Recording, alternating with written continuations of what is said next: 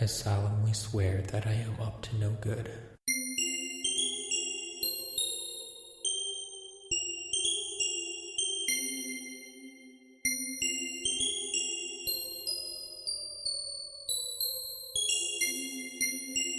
Hey everybody, welcome to episode 57 of Tales from Godric's Hollow, the number one Harry Potter podcast to celebrate Harry Potter's birthday, as well as the 1-year anniversary of said podcast. Trust me, this is all true. I am one of your hosts. I am the muggle of the show. I am Josh Brown. I am joined by always... As always? I'm joined, as always, by... Wow. Too much butterbeer, Matt. Too much butterbeer. Yeah, prepositions, who needs them? I am joined, as always, by the professor himself, Matt Sonnenberg. Hi, Matt. Hi, Josh. That was a rough intro, mainly because we just spent 2 hours doing another show.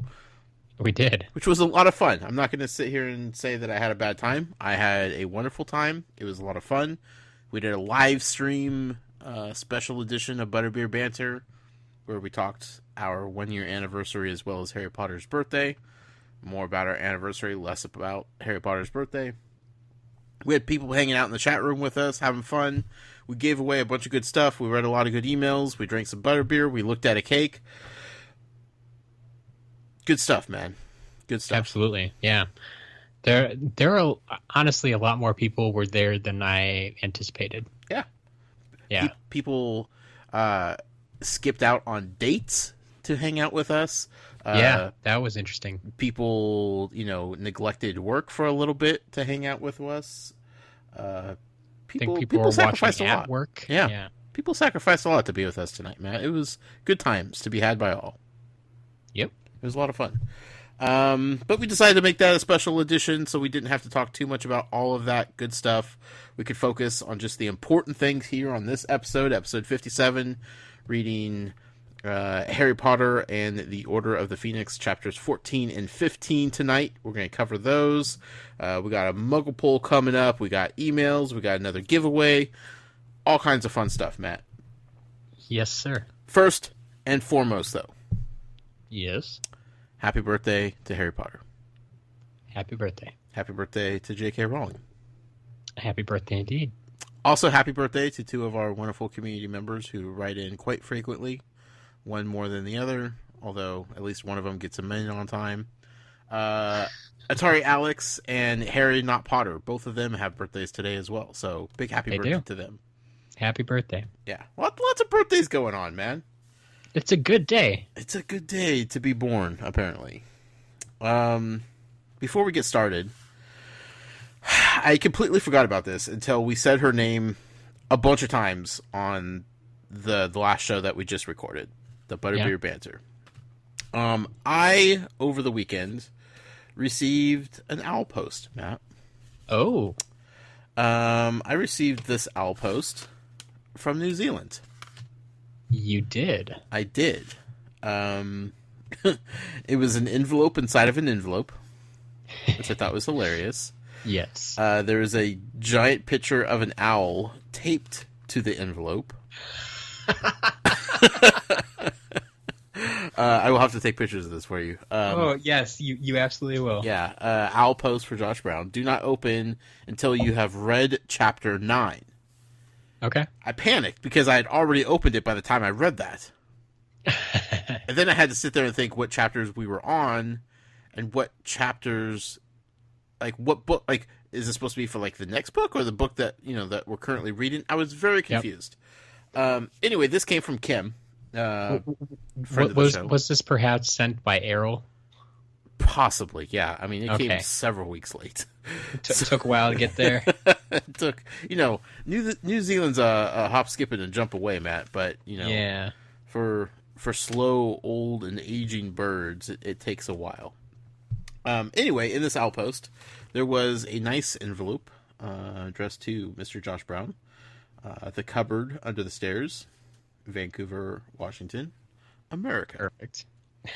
On the back was a nice, giant, big old wax seal with a H on it from Hogwarts. Like, I am impressed by the size. Like, it is an obscene amount of wax to make this seal. The only way to do it. I guess so, man.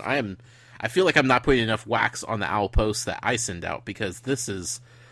I can melt that down and put it on like 4 different envelopes. There's so much wax on this thing.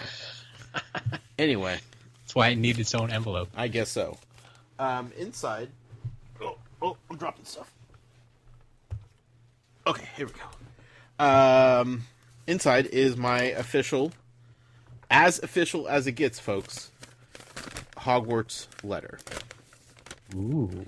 Dear Mr. Brown, we are pleased to inform you that you've been accepted at Hogwarts School of Witchcraft and Wizardry. Please find an enclosed list of all necessary books and equipment. Term begins September 1st. We await your owl no later than July 31st. Yours sincerely, Minerva McGonagall. Ooh, you gotta get that owl out there. Yeah, I know. I'm done. I'm gonna have to use an eagle or something. Yeah. Very, very fancy. Now, I guess I'm really confused what this had to do with Chapter 9 of this book. Was there anything else in there? I mean, it has my list of things that I need. Uniform, course books, other equipment. Parents are reminded that first years are not allowed their own broomstick. That's signed from Lucinda Thompson-Nickel Pocus. I don't know who that is, Matt. Okay. Chief Attendant of Witchcraft Provisions. Is that a character I've met? No. Probably not. Okay. So yeah, I mean, it has my uniform. First year students require blah, blah, blah. Course books. All students should have a copy of each of the following. Other equipment. Yeah, I mean, pretty straightforward. I don't understand the Chapter 9 thing. So I'm pretty sure Chapter 9 is just when they got their letters for this year. Yeah. So I think she's just timing it with the reading. Gotcha. Yep. The Standard Book of Spells, Grade 1, by Miranda Goshawk. History of Magic. Yep. Magical Theory. A Beginner's Guide to Transfiguration. 1000 Magical Herbs and Fungi. Magical Drafts and Potions. Fantastic Beasts and Where to Find Them. Standard first-year literature. The Dark Forces, A Guide to Self-Protection. A wand, a cauldron, a set of glass or crystal phials, a telescope, a set of brass scales. Yeah, I mean, it's all pretty straightforward. Yeah. Yeah. There's also a ticket to jump on the Hogwarts Express. Mm-hmm. Platform 9 3/4. Yep. Time, 11 o'clock. King's Cross. Stick to your ticket. Yes. So there we go. So thank you, Kim, for sending that owl my way. I greatly appreciate it. It was a lot of fun to open this weekend. It was a nice surprise. So yeah, they were the ones who were telling us about their like homemade wax seals. Oh, okay. Yeah, that was the whole deal behind it. Gotcha. That's right. I remember you saying that they were going to send something. Yeah. Okay. That makes a bit more sense. Yeah, that's what inspired it in the first place. Okay. Because I think they said they made those for their kids as well, perhaps. So that is a homemade seal. Yeah. Wow. Yeah. I believe everything from the actual like stamp to the wax itself, like I think it's all kind of homemade. Sure.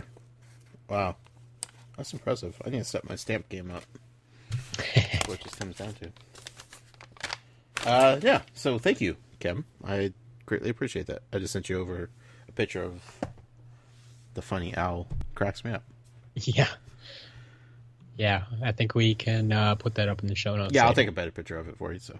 All right. That one's sideways and kooky, but yeah, no, that was it was a fun surprise to get home from a long day in Tacoma, and that was waiting for me, so it was cool. So thank you. Awesome. Also, Kim thinks I have an accent, which is weird, but, you know, what are you going to do? Yeah. Now you know where I'm coming from. Oh, boy. Matthew. We have 2 chapters to cover this week. I'm just going to put this out here. They kind of blended together for me. Like, I didn't feel like they were 2 very distinct chapters. Okay. You know? Like, it just kind of felt like it was just one continuous reading. Whereas, like, other chapters are very specific. Like, this is the Dementors chapter, then this is Quidditch chapter. And, like, this was just, like, normal, like, kind of like what I'm always asking for is just, like, the mundane stuff going on at Hogwarts kind of chapters. Yeah, and we just kind of plowed through 2 of them. Yeah. 2 chapters of that. So there weren't, like, I mean, there's some decent things to come from them, but neither one of them, like, grabbed me, as in, this is super important stuff. Like, this is the defining moment of this chapter. It was just all kind of just all flowed nicely, I guess. Sure. Nothing fabulous, nothing awful, just run-of-the-mill Harry Potter chapters. Okay. Middle of the book type of chapters, you know? Yes. Yeah. Yes. We're getting towards the middle of the book. Yeah. And that's what I felt like. It wasn't, you know, it wasn't trying to do too much with what was there, and I don't know. I wasn't falling asleep during them like last week, so that's a thing. That's always good. Yeah. Was it last week? Yeah, last week. Before we get to that, Matt, let's do a giveaway, shall we? We should. You're excited about this. Now, I was hoping you'd get back to that. We've done so many giveaways. I know. Tonight. I know. We've done a lot of giveaways tonight, but we got one more. I'm okay with that. This one's special. This one's fun. This is we're giving away a Luna Lovegood pop vinyl figure. Yes.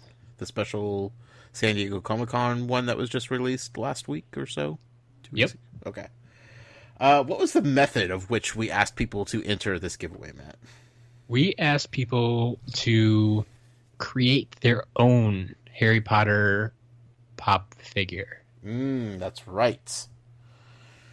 Did people get creative with this? They did. Yeah, I like that. Yeah. If there weren't so many of them, I would probably read them all out loud right now. Sure. But it'd be a lot to go through, actually. Okay, that's fair. I guess we have to pick a winner, though, don't we? We do. What numbers am I choosing from today, Matt? So you got 17. 17. Dang it. I was going to go 37.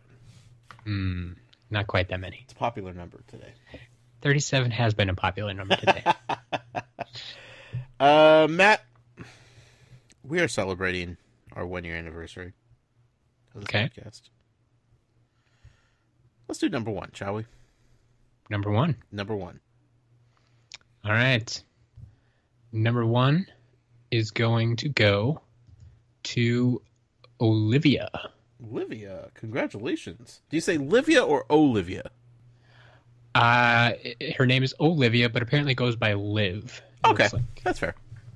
Congratulations, Liv, for winning this wonderful, adorable, cute Luna Lovegood pop vinyl figure. Matt, what was the pop vinyl that she created? She says it was hard to come up with one that wasn't already made, which I would agree, but people did find many, actually. Okay. But she says I would make a Mrs. Weasley pop. Oh. She's incredible. She reminds me of my mother, strong, brave, and loving. Sure. That's a solid character. That's kind of surprising that there isn't one already. Yeah. And like I had to think about that because like there are a lot of Weasleys, but Weasleys. Obviously it's a lot of Ron and Fred and George and sure. There might even is there? I think now I'm trying to think if there's a Bill or maybe he was in the new line. Is there a Mr. Weasley or Ginny? Good questions. Have to look these up eventually, but yeah, I like that though, Mrs. Weasley. Like that would be a fun figure. Especially because she is, like, everybody's mom, you know? Like, yeah, definitely. Well, thank you to that. How many people wrote in with giant squid recommendations? Unfortunately, I don't think anyone did. What? I feel like that was the easiest one for people to latch on to. Exactly. That would have been my suggestion. That's the first thing that popped into my head. I'm like, hello, the big 6-inch kind. Like, yeah, they're obviously not going to make this one. This is what, yeah. Oh, but yeah. Wow, you guys. Maybe they just figured that everybody else would be doing it, so nobody else did it. You know. Maybe. That's what I'm assuming. It has nothing to do with the fact that nobody else likes giant squid except for me. No, not at all. Well, thank you to everybody that responded to that and entered and gave Matt some fun suggestions. Matt, you'll have to maybe share them with me off air, the ones you can, because I'm curious what other people said. Oh yeah, definitely. We'll go through them sometime. Yeah. And again, congratulations to Olivia, aka Liv, for winning that cool Funko Pop figure. Matt will be in touch, and we'll get that shipped off to you right away. Yeah. Without further ado, Matt, let's talk about chapters 14 and 15 of Harry Potter and the Order of the Phoenix. All right, chapter 14, Percy and Padfoot. Not really new characters. One character we got a last name for, Eric. Do you remember Eric? Nope. The first time we saw him? Nope. He was at the ministry when Harry went to the ministry for the first time. Okay. And he had to check his wand. Oh, right. Okay. There's a guy at desk named Eric. Okay. Yeah. He was in this chapter too? He was mentioned, Eric Munsch. He was the watch wizard at the ministry who found Sturgis Podmore. Oh, okay. So he's mentioned in the newspaper article. Sure. Yeah, that right over my head. There was a lot going on in that whole scene. Yes, there was. Yeah, and I was trying to busily take notes. So, all right. Let's see here. I'm just gonna put this right here off the bat, and I put this in my notes, but I want to confess something. Okay. Going into this chapter, Percy and Padfoot. Yep. In my head, I changed Padfoot into Wormtail, and all I could think about the entire chapter was why Percy and Wormtail would be together in some way, shape, or form. That would be an interesting chapter. And then when Sirius, like the whole story about Sirius being spotted in London and whatnot, and, you know, Percy kind of talking about Sirius, like the whole thing I kept thinking about was Wormtail, who knows Sirius Black is alive and out there, told Percy what he knows, and then Percy's, you know, reporting straight to the ministry because that's what he does. So everything about this chapter, I was just like, okay, when are we going to bring in Wormtail? Because, like, we haven't encountered Voldy or his henchmen at all in this book yet. You know? Sure. Like, we haven't seen them since the last book. Yeah, because once again, it's all from Harry's perspective, and he hasn't had any run-ins with them yet. Yeah, they're kind of they're laying low. They're doing, you know, building their evil army of you know, henchmen and grunts and whatnot. So, like, they haven't made a return to this book yet. So I was eagerly awaiting, like, how Wormtail was going to work his way back into, like, Percy's life, and, like, how this was all going to transpire. And by the end of the chapter, I sat there and I was like, well, we didn't even talk about Wormtail at all. And then I had to go look at what I typed, and it said Percy and Padfoot, and I was like, Padfoot? Oh, that's serious! Duh, that's why this chapter is called Percy and Padfoot.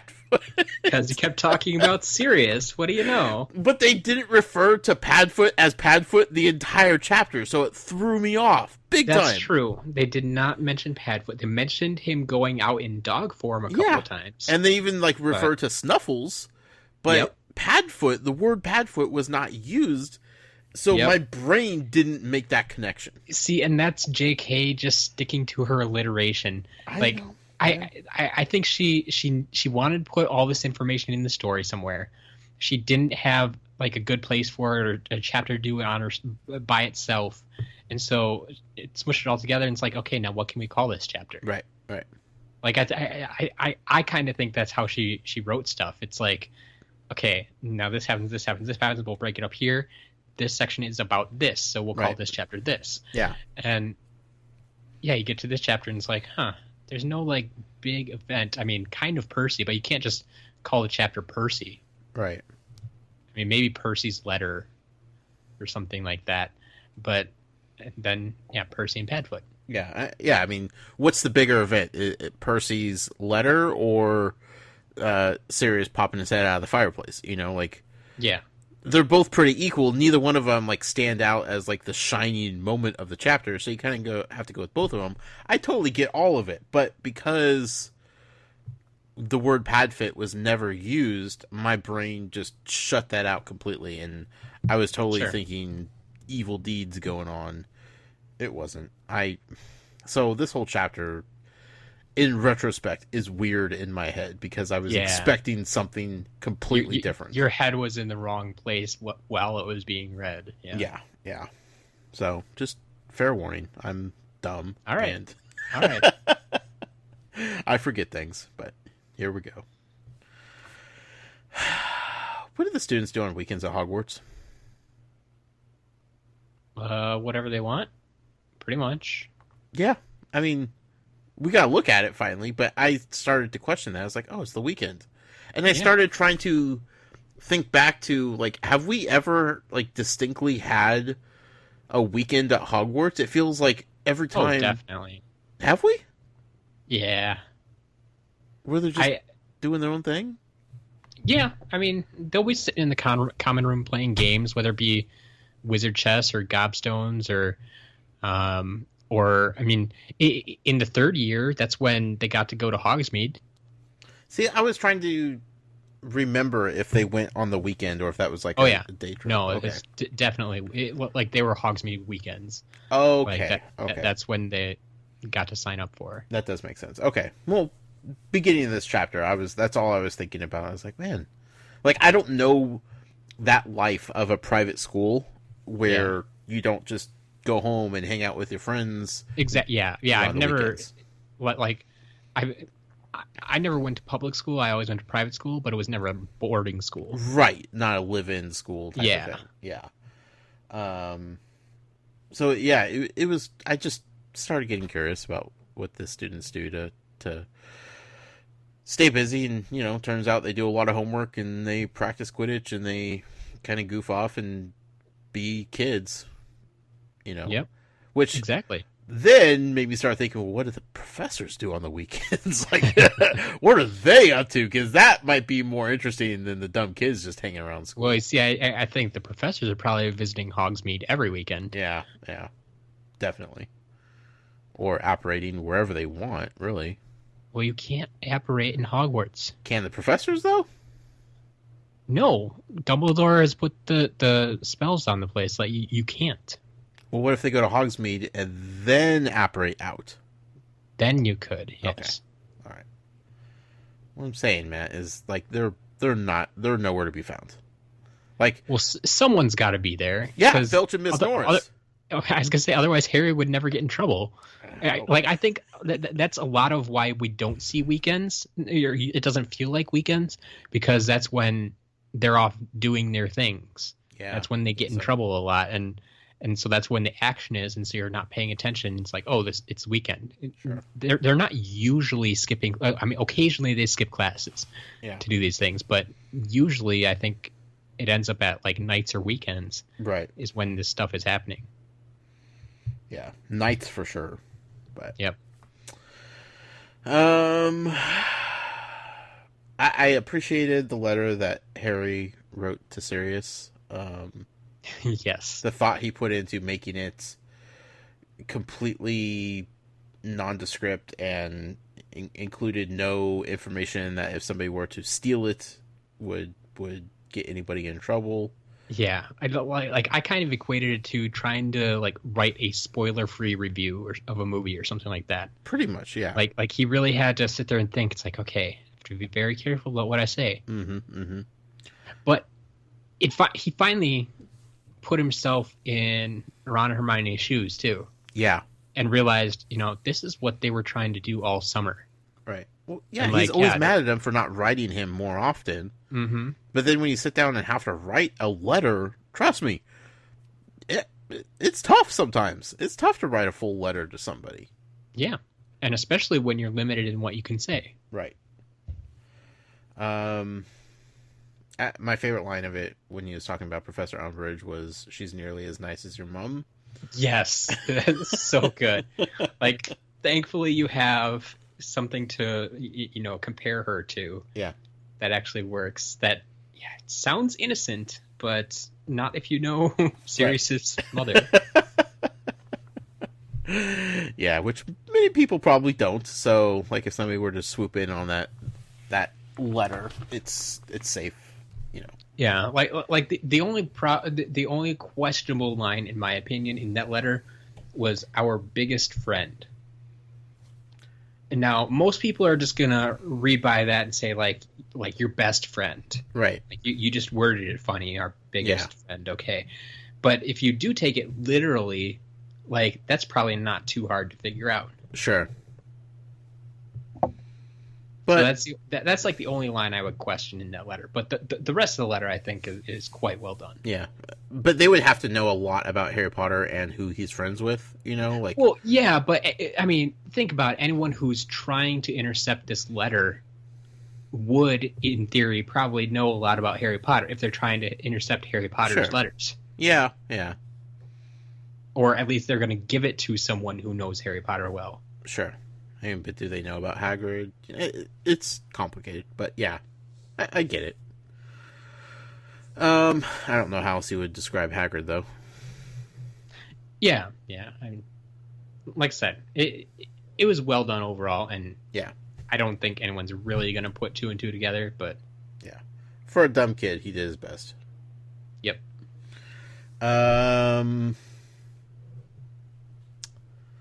Let's see. Yeah. Something weird with Filch and Norris. I can't put my finger on it exactly. Yeah? But Mrs. Norris was freaking out. Presumably went back and snitched on Harry to Filch about Harry possibly buying dung bombs. Yeah, that's kind of a weird one. It's like, did she smell something on him? Yeah. Or why? And why was Filch so weird about it when Harry asked who told him that? He's like, "Oh, it's just a source." It's like, well, everybody knows Mrs. Norris is the snitch of Hogwarts. Like, this isn't a giant secret. So is it somebody else? I mean that's kind of it too. I mean, it kind of makes me wonder though. Like, he seemed kind of iffy about it when he came up. Like, it almost sounded like an excuse to me, I guess. Yeah. Like, he wasn't expecting Harry to ask for an explanation. Right. So then is he possibly put in charge of keeping tabs on Harry Potter at all times? And, like, Mrs. Norris couldn't go to the owlery by herself because I'm pretty sure cats are not allowed in there. Yeah. So she was like, "Oh, okay, he's heading up this way. I better go get Filch because, they're so concerned with like letters being intercepted. Yes, this would be a good reason, or it would make sense that someone would need to keep tabs on when Harry Potter was sending out letters to somebody via owls. So there you go. If they're concerned about the letter, Harry was probably holding a letter in his hand. Yeah. Because Filch seemed to know, he must be headed to the owlery for some reason. Right. So he must have known about the letter. Yeah. Now that, I think, would have been out in the open. That Mrs. Norris would have been able to see. Right. And tell Filch about. Mm-hmm. Man, I'm working this theory out as we speak. So now the question is, is which side is Filch working for? That is a question. Is he watching on behalf of Dumbledore, or is he watching on behalf of Voldy and the Death Eaters? I don't know. I mean, you don't know. Filch is not the best of characters when it comes to, like, you know, his positivity meter. Hard to say. Like, could he be corrupted? Could he be corruptible? He hates his job, I feel like. He wants to be a wizard badly, but he can't. Like, does he have resentment towards Dumbledore? Like, would he be turning on Dumbledore? I mean, he's an inside man. You know, he could do an inside job like that easily. He has full access to everything. Mrs. Norris, she could be all kinds of places without ever being seen. But maybe Dumbledore just tasked him with the job of, like, keeping tabs on Harry for him. It's possible. Maybe he's the reason why Dumbledore always knows what Harry Potter's up to. We did see at the beginning of this book, even outside of Hogwarts, Harry's kind of being watched. Mm-hmm. Interesting. Man, that whole scene just got a lot more interesting now that we talked about it.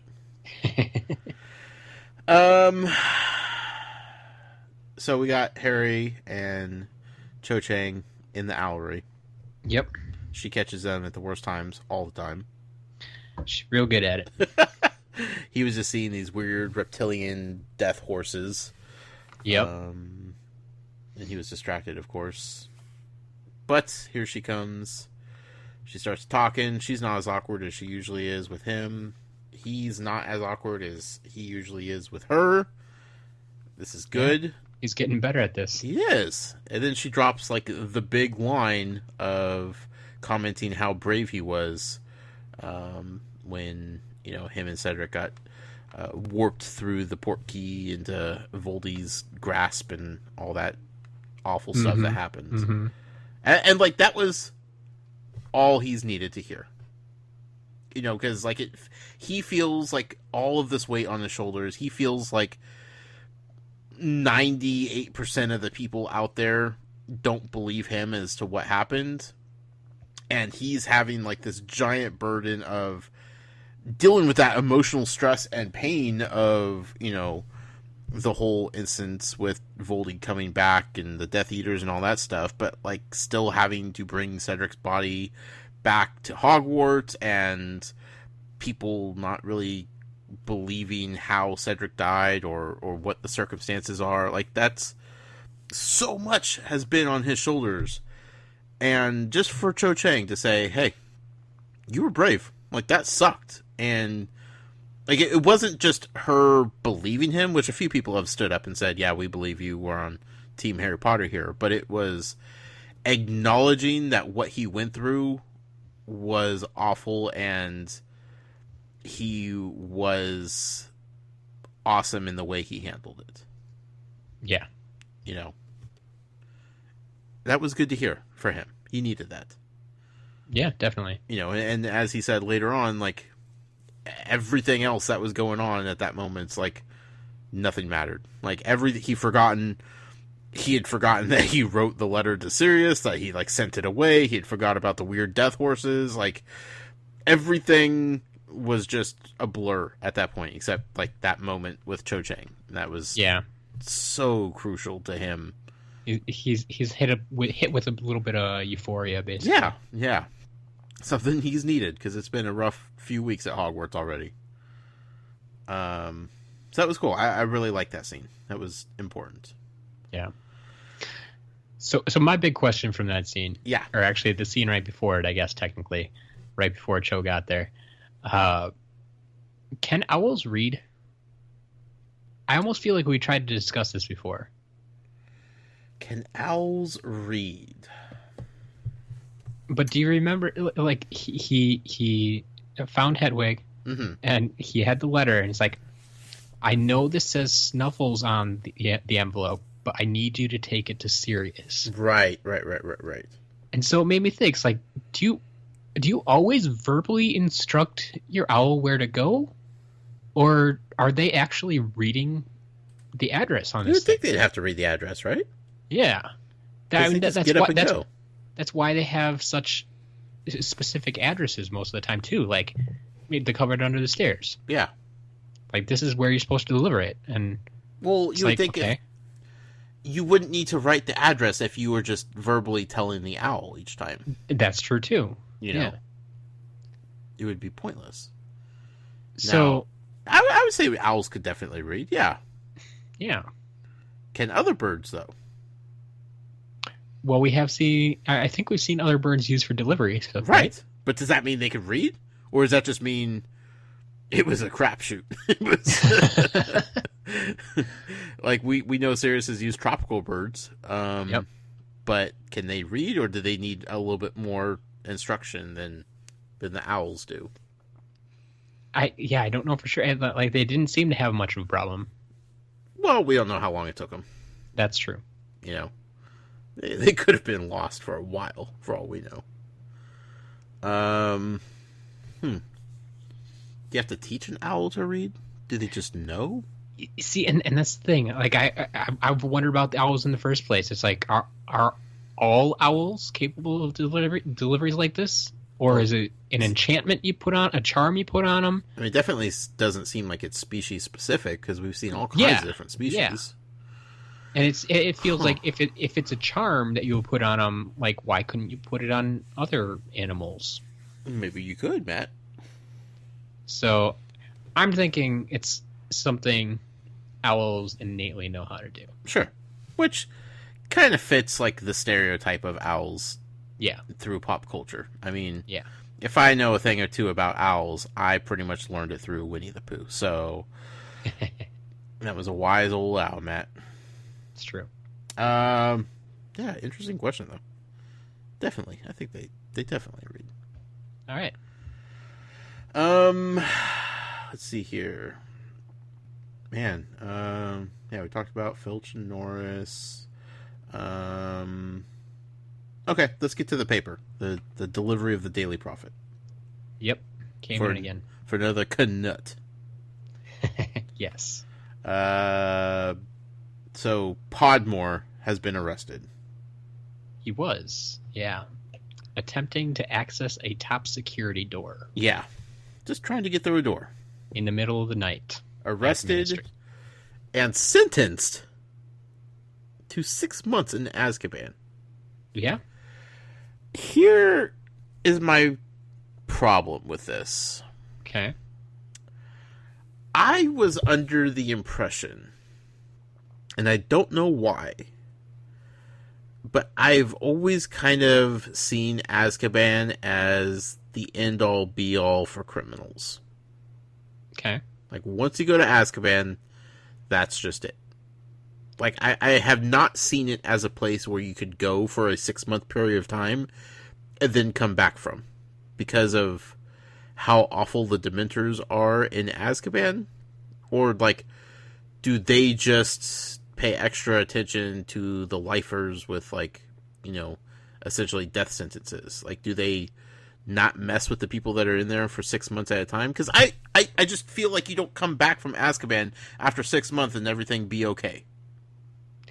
Well, there are, let's see, I think 3 people you know of who have spent time in Azkaban and are no longer there. Sirius.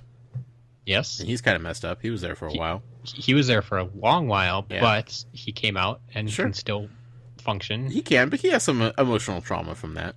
Sure. But he was also kind of a special case, too.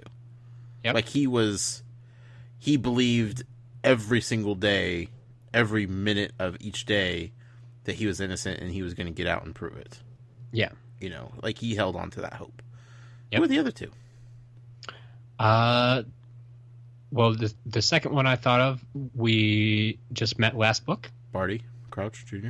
Barty Crouch Jr. Yep. Sure. And we all know his mental state when he left. Yep. He was kind of messed up. Yeah. But the other one,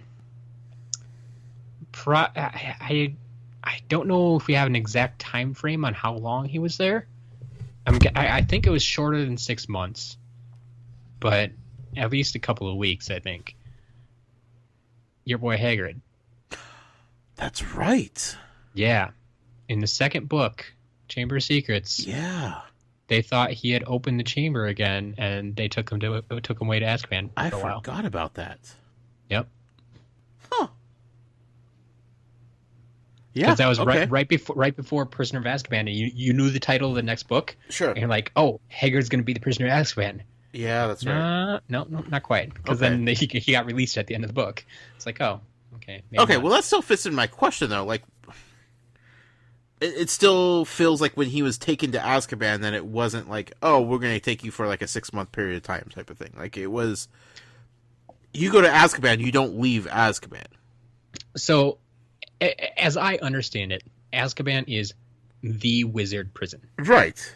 It's the only prison they have for wizards. Sure. So, well, the majority of the people that we've talked about, I mean, they've basically been Death Eaters. Yeah. All the people we've talked about. So, yeah, they're going to have life sentences. But there are plenty of other cases. And since, like I said, as far as I know, this is the wizard prison. There isn't another place they can send them. How do they keep the Dementors from killing folks in there? They're only supposed to be in there for 6 months at a time. The Dementors were under the control of the Ministry. That's not reassuring. They have some say. Well, not in this book. It doesn't seem that way. No, yeah. But I mean, in the past, like Dementors weren't a big. Like they had Dementors surrounding Hogwarts for basically an entire year. Sure. And they didn't kill the kids. Okay. So the Dementors could theoretically still just be on guard for people that don't have life sentences there. Still prevent them from escaping, but not torment them and suck their soul out. Exactly. They're not going to be like sitting right up in their cell the entire time. Okay. I just feel like there's other wizarding punishments that you could do before you get sent to Azkaban. Like, so suspension of wands or... Like, what's to stop you from getting another wand? I don't know, Matt. I think the Dementors at Azkaban, for the most part, I mean, there are probably some special cases, lifers, they might have special Dementors for them, but for the most part, I picture them kind of as they are the line of defense. They keep the bad guys in and anybody else out. Sure. So no one's going to want to come near Azkaban because you're going to have to go through this giant wall of Dementors. Yeah. Which you're not going to get through because they probably have instructions. Anyone that tries to get past you, you have free reign on them. Right. And anyone who tries to escape, you have free reign on them. Sure.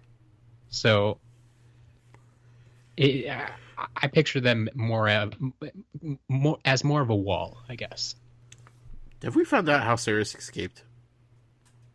How Sirius escaped? Yeah.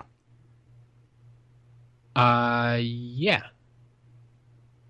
I don't remember the details. He changed into his dog form, and then he got really skinny so he could slip through the bars and then swam. That's right. Okay. That's right. Like he used his dog form to his advantage. Sure. Greatly. As he does quite often. Yes. Okay, so Podmore, he's arrested, sentenced to Azkaban for 6 months. That makes sense, I guess. The whole thing sounds sketchy, though. Mad Eye's been looking for him. He has his backup, his spare invisibility cloak. Yep. I'm not going to forget that. We don't know much about Podmore. All we know is that Moody knows him quite well, and that he was supposed to be part of the guard to take the kids to the train station. Exactly. He's kind of been MIA for a while now, which is not good. Right. So it seems weird that this guy who's supposed to be part of the Order and like one of the more important pieces of the Order would just go rogue and try to break into a highly locked down, classified, top secret door inside the Ministry. Yeah. Unless he was on mission from the Order to do so, but then, as it was pointed out, wouldn't have Moody have known about that? So he wouldn't have been agitated that he wasn't to be found anywhere. Yeah. It's all just a mess, Matt. I don't believe the surface level information that we're getting here. Okay. From the Daily Prophet. One, we already know the Daily Prophet is slightly biased. Yes. So right off the bat, not believing it is a safe bet, but it doesn't feel right, Yeah. And that's where, I mean, the trio doesn't seem to believe it either. Yeah. From the little that they know. Right. Like, Ron just jumps into full-on conspiracy theorist mode. Yep. He doesn't want to believe a thing, and he's just coming up with theories. The strange part is that Hermione's kind of on board with him. On board with Ron? Yeah. Well, I mean, because it does seem weird, and she's not a fan of the Daily Prophet, so yeah. And she's already starting to get that sense of the Ministry creeping into territory that they shouldn't be messing around with. But I guess it just feels like she would spend more time looking for a more logical explanation than jumping to conspiracy right away. Yes, but everything logical is becoming illogical at this point. Like the Ministry meddling in Hogwarts affairs, Dementors on the loose in, like, the streets. I guess I just don't see her giving up on something that easily. Like, she is still on about house elf rights. No matter how many that's not a house elves conspiracy. she meets. That's a way of life, man. I understand, but she won't back down from that. Sure. No matter how many people try to prove her wrong, whether it be wizards telling her that's how house elves like it, or house elves telling her that's how we like it. Yeah. Like that, nothing seems to phase her thought process on that. Sure. But I don't know. Like, she's paying extra close attention, like having to spend time with the Order during the summer and, like, have the guard and everything like that. And, like, seeing Umbridge and, like, how intently she was listening to her speech and, like, what she's saying. Like, she's picking up on a lot of things. And, like, while it may seem like conspiracy theory from when Ron's saying it, because Ron just says whatever comes to mind and just goes with it. Like, even though it sounds like just a conspiracy theory from Ron's mouth, Hermione may still agree with it because there is parts of it she agrees with and believes in, and she's like, well, yeah, this kind of makes sense. Like, as crazy as it sounds because Ron's saying it, like, everything else is kind of adding up to make it that way. Sure. No, she doesn't have to go against the grain every time she's thinking about something. Yeah. She is being more cautious with everything. She's more attentive and alert to the surroundings and the politics going on, and yeah, we'll see. We will see. Quidditch practice. It's good to be back playing Quidditch, isn't it? Yes. Oh, how I've missed Quidditch. We've got you turned on to the Quidditch now. What I did miss is the Slytherins being jerks. Very true. Yeah. Don't they have anything better to do on a weekend? What I don't understand is why they have open practices. I mean, Like, they probably don't, but I mean, Malfoy is a prefect. Like, who's going to tell them to leave? Are you going to go get Snape to get his kids out? McGonagall. Like, Snape would is totally like, we've seen Snape write the Slytherin team a note to take over someone else's practice time in order to train their new Seeker. Sure. So why can't they have to train their new Keeper? Yeah. There you go. Yes, I think they were more intent on just getting it done, and Angelina is just go. Like, how much time would have taken to go get McGonagall and then get her to get the Slytherin out? Like, all that was just wasted time that they could just be practicing in her eyes. She's not listening to him. Yeah. Like, they're throwing insults her way as well, and she is paying them no mind.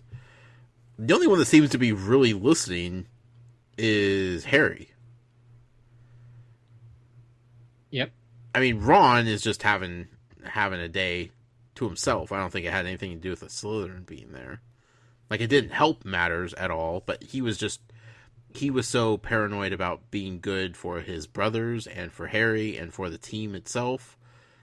Like, the Slytherin didn't really affect his ability to play Quidditch. It was just Harry. Harry just despises those Slytherin kids, and they were getting to him. Yeah.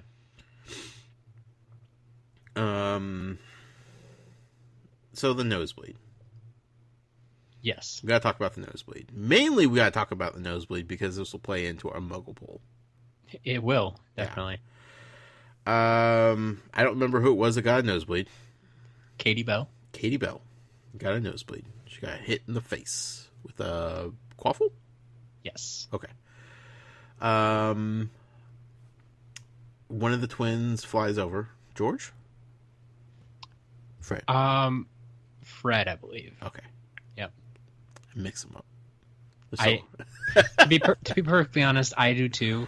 That's why, like, when people ask me, like, "Oh, who's your favorite, Fred or George?" I'm like, I kind of think of them as one. Yeah. Like, the left brain it's Fred and the right and brain. George. Yeah. Yeah, they haven't really stood out to be distinctive individual characters at all. So, But like, I think they definitely are, and I think if you pay attention each time, like, who says what, like, there are different personalities in there. yeah. But I've always just so much taken it as Fred and George. Yep. Like, you can't have one without the other. Right. Anyway, regardless, one of them flew over and gave her a little tiny pill.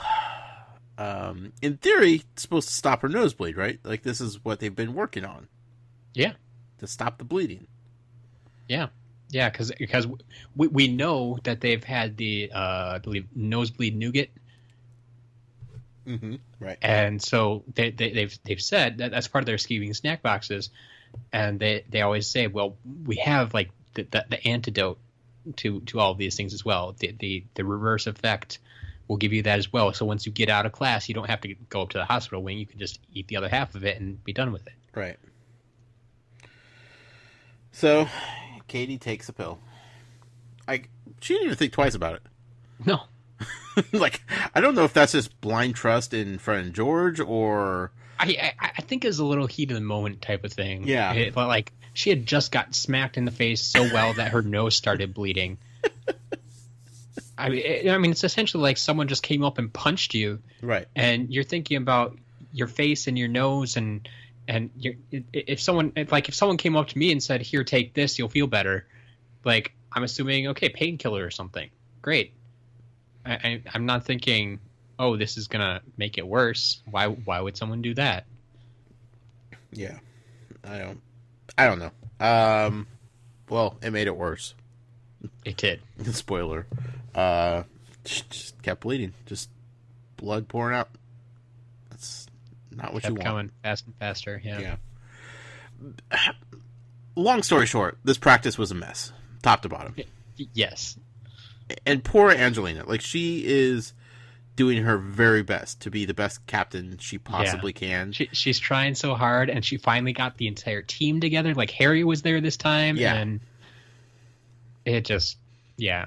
Yeah, and Ron was awful out there, and Harry was distracted, and you had, someone bleeding out of their just face just exploded in blood, and then the twins are doing things that they probably shouldn't be doing, aka first aid on other kids.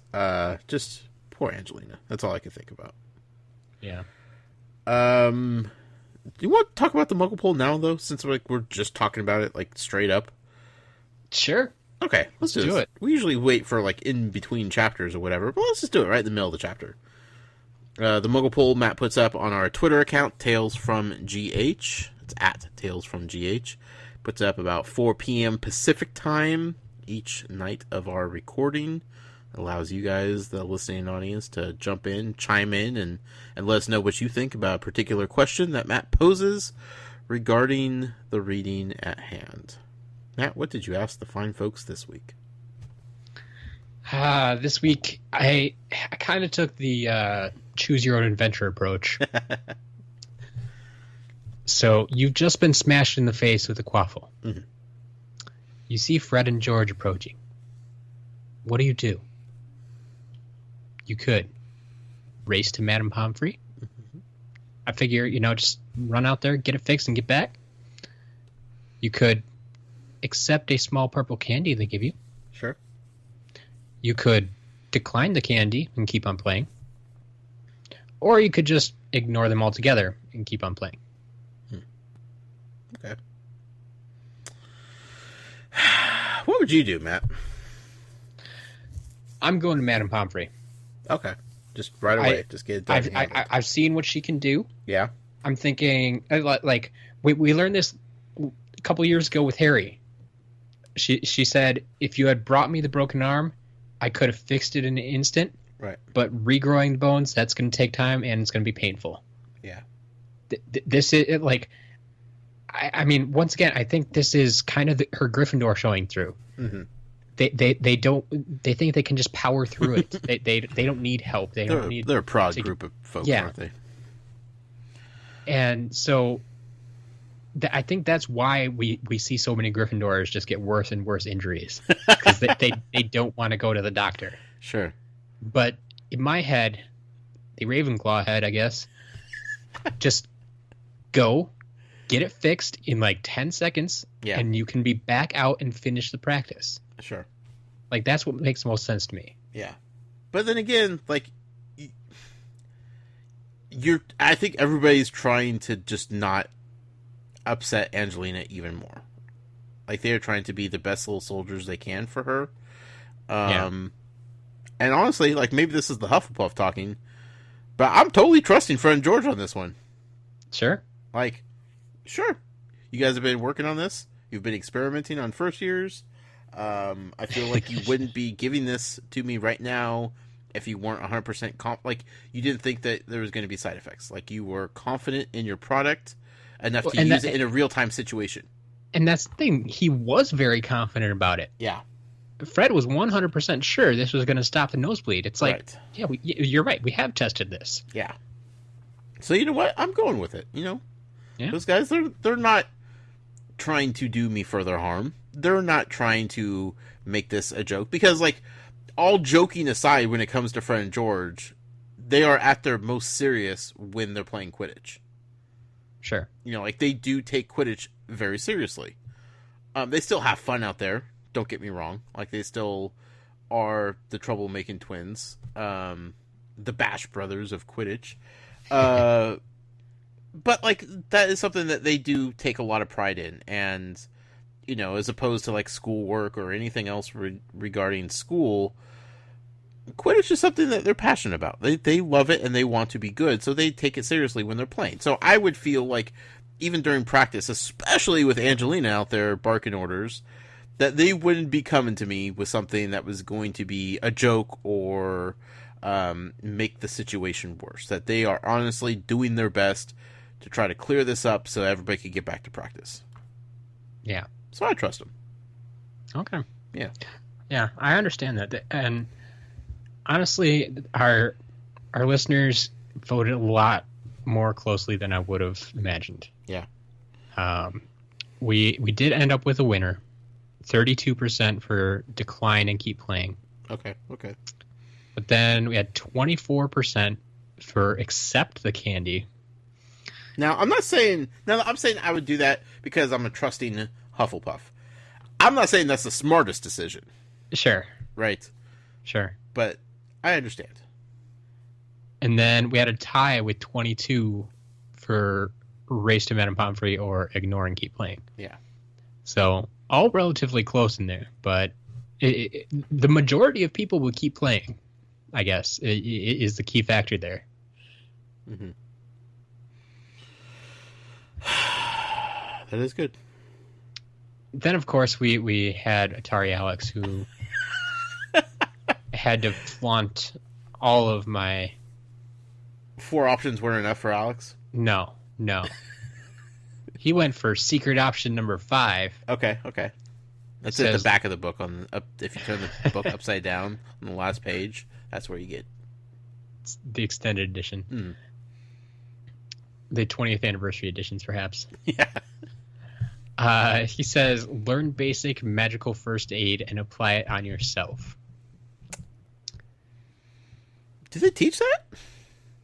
You see, and that's the thing. I don't think they really do. And Pomfrey would be out of a job at that point. Yeah. Unless she was teaching the class. That's what she's there for. Yeah. I have always felt that even if it's just like healing spells or whatever, that's kind of more advanced magic because you're physically affecting your body. Yeah. Even if it's in a good way. Right. Like anything, like that's not something you want to mess up. Mm-hmm. Yeah, it's higher room for disaster there. Yeah. A lot of risk involved with that. And so I don't think they're teaching that to students. Sure. They wouldn't want the students running around trying to do basic first aid because honestly, this is going to make Pomfrey's job even harder. Exactly. As Lockhart showed us. Yeah. But that's... I guess like Muggle first aid is a lot easier to say, hey, we're gonna put a Band-Aid on this. We're gonna wrap some gauze around this. Like, yeah, that stuff even wizards could do. Mm-hmm. But when you're saying I'm gonna perform this spell that, if done right, I mean, there's not really a wrong way to put on a Band-Aid. Right. So, but even with a basic spell, it could go wrong. Sure. And we don't want that. Yeah. So, sorry, Alex. I deny your request for a 5th option in this Muggle poll. Perfect. But I do thank everybody else for participating and voting. And, it's kind of fun to see it so close, top to bottom. Yeah. Spread out like that, Definitely. Anyway, Quidditch practice was a mess. Angelina is losing her mind. Slytherin are awful. Fred and George have some work to do before they get their products launched, apparently. I feel bad for Ron. I do. Yeah. Yeah. Because he is having a rough go of things. He is, and this is something that he's wanted forever now. And he finally has the opportunity to make it real. Yeah, and he finally got his broom. He finally made the team. Yeah. Like, he doesn't want to disappoint his brothers. He doesn't want to disappoint his mom for, like, he asked for this new broom, and they're like, now he's not going to be using it playing Quidditch because he's not good enough to make the team. Like, he doesn't want to disappoint Harry. He doesn't want to disappoint the entire Gryffindor house, McGonagall, anybody. Like, his older brothers that were good Quidditch players. I assume they were. Well, yeah, Charlie was the captain of the Charlie, team, that's right, yes. Yeah. And Bill, did Bill play? Do we know? I don't think we really know if he played. Okay, Percy did not. No. That's not a Percy thing. Yeah, it kind of seemed like it was more a Fred and George thing when they got into it again. Yeah, and Charlie for sure. He led the way. So yeah, like he has like all these people to look up to, that he's trying to impress and not disappoint. And yeah.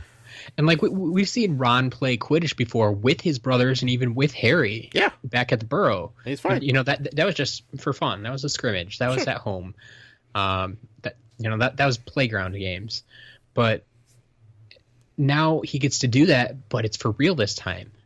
Yeah. And he wants to show them that he can play at that level. Yep. And he can. He needs to get out of his head. Yes. He's his own worst enemy right now.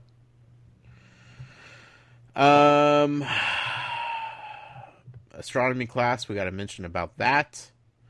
apparently there is an astronomy class. There is. So yes, to clarify this, like from the last episode, Yeah. I think I told you that like they weren't taking astronomy, Right. but in fact they have been this whole time. We just haven't really like gotten into that class. Sure. So you haven't seen it, but that's part of the reason Sinestro keeps coming up. For some reason, I was thinking it was an elective that Hermione decided to take and the boys didn't, and that's why we kept getting mentions. But they are taking it. We just they know are nothing taking about it. The biggest mentions we get of it are their homework. Yeah. Like you hear about like star charts and the different planets and stuff that they're Sure. talking about, and like they mention like looking through telescopes and stuff like that, but we haven't really had a class there. Yeah. The only thing we've used the astronomy tower for in the story is really to, I believe that's where they dropped off Norbert for Charlie's friends to come pick him up. Right. They went to the top of the astronomy tower, Yep. and that's where they lifted the invisibility cloak and all that stuff. Right. Yeah. So like that's the most interaction with the astronomy tower that we've had. Mm-hmm. I just want to know more, Matt. There's so many little things to I know to learn more about the expanded knowledge base of Harry Potter and Hogwarts and all that stuff. So not Harry. Ron gets a letter. He does. It'd be weird if Harry got this letter. Ron got a letter from Hermes, the owl. Yes. That is not the old rickety family owl from the Weasleys. No. Have we met Hermes? Yes. We've at least had mention of him. Okay.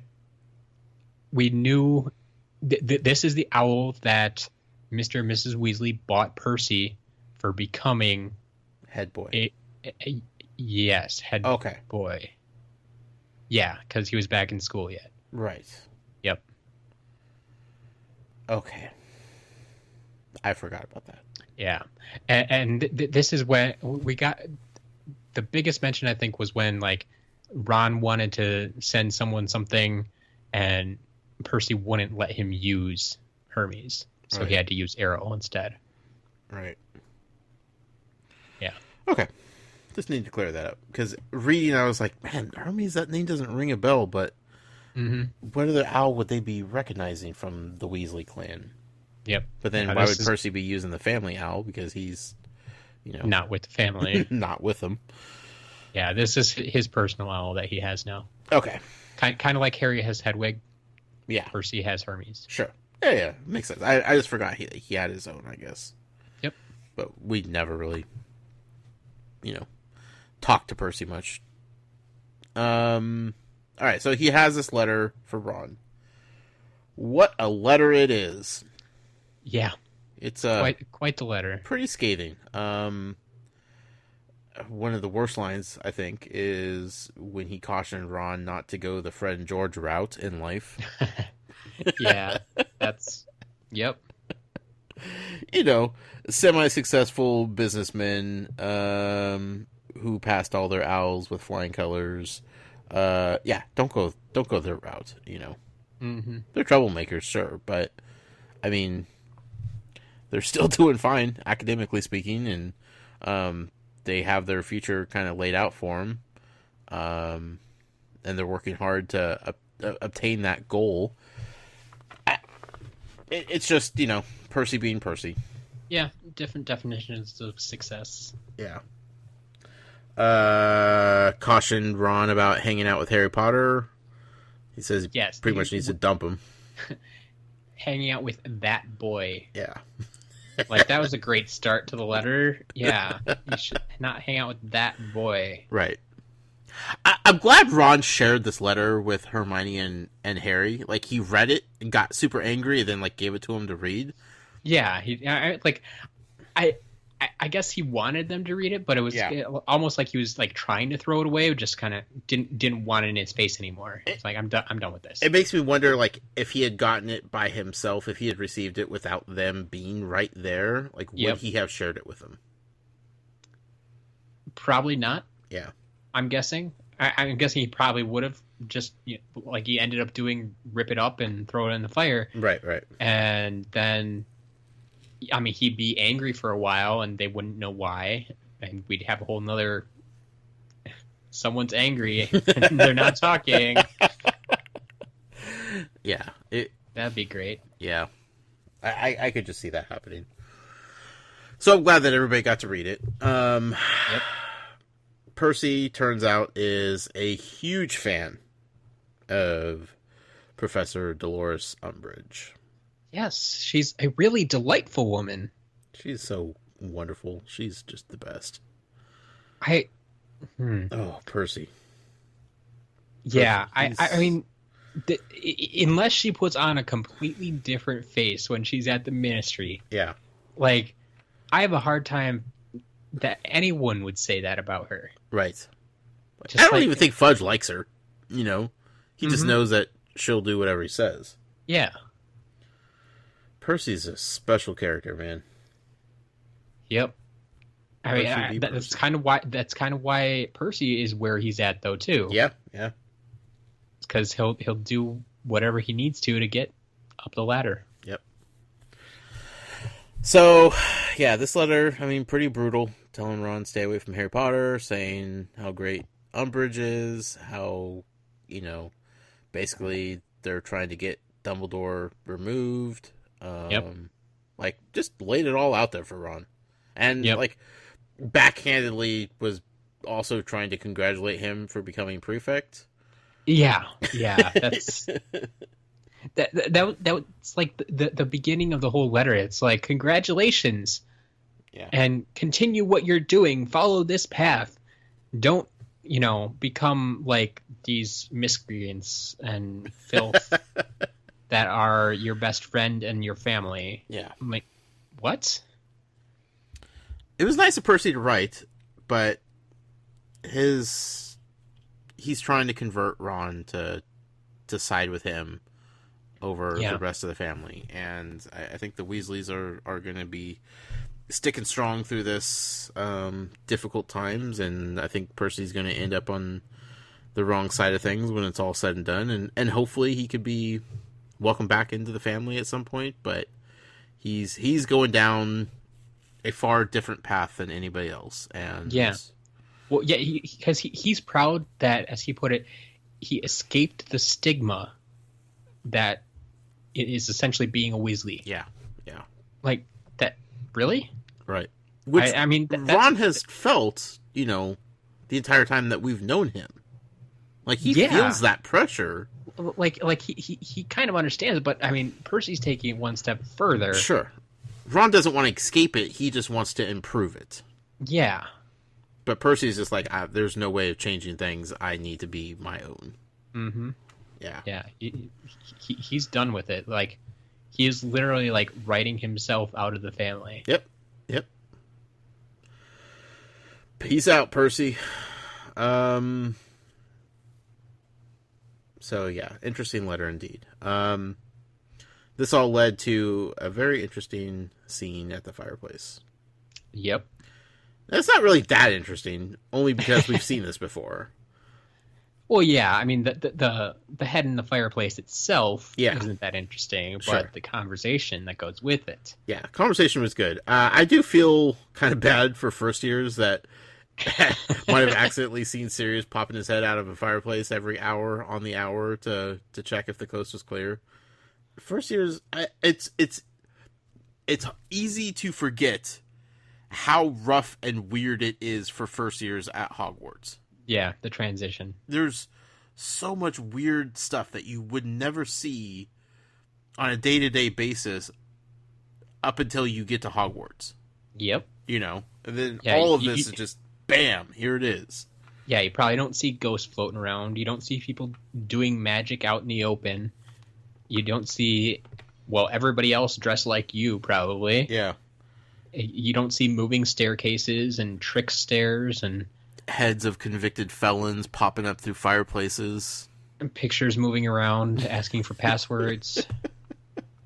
Or challenging you to a duel. Oh, so much crazy stuff. Good old first years, man. Yeah. What a time to be alive, though. So naive, so young. I remember those days, Matt. Yep. Like it was yesterday. It was just about a year ago. So Sirius wants to talk to Harry, have a little convo. What's the main takeaways from this conversation? Well, Umbridge is not a Death Eater. Right. But she is kind of making waves. Yeah. She's making everything more difficult for, well, anyone not associated with the Ministry, that's for sure. Mm-hmm. In particular, we've seen... I hate the line in here that like they put through this anti-werewolf legislation. Right. That made it essentially impossible for Lupin to get a job. Mm-hmm. But, yeah, we find out that her big deal is she hates part humans. Right. Which Half-breeds, encompasses... as she calls them. Yes, encompasses a lot of things that we've met, actually. A surprising number, actually. Yeah. I mean, we got the werewolves, we got the mermaids. Hagrid. Hagrid, sure. Yep. Yeah, since he's only a half giant. The centaurs. Yeah. That count?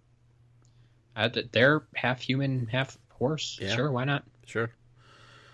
So yeah, she's just pretty much anti anything other than 100% wizard and witch. Yeah, pure wizards. Yeah. Which, that sounds familiar. Yeah, that's not okay. That's ugh, touchy. Yeah. Then we also find that Fudge is why he's so paranoid. We kind of knew that he was anti-Dumbledore. Yeah. He thinks Dumbledore's out to get him.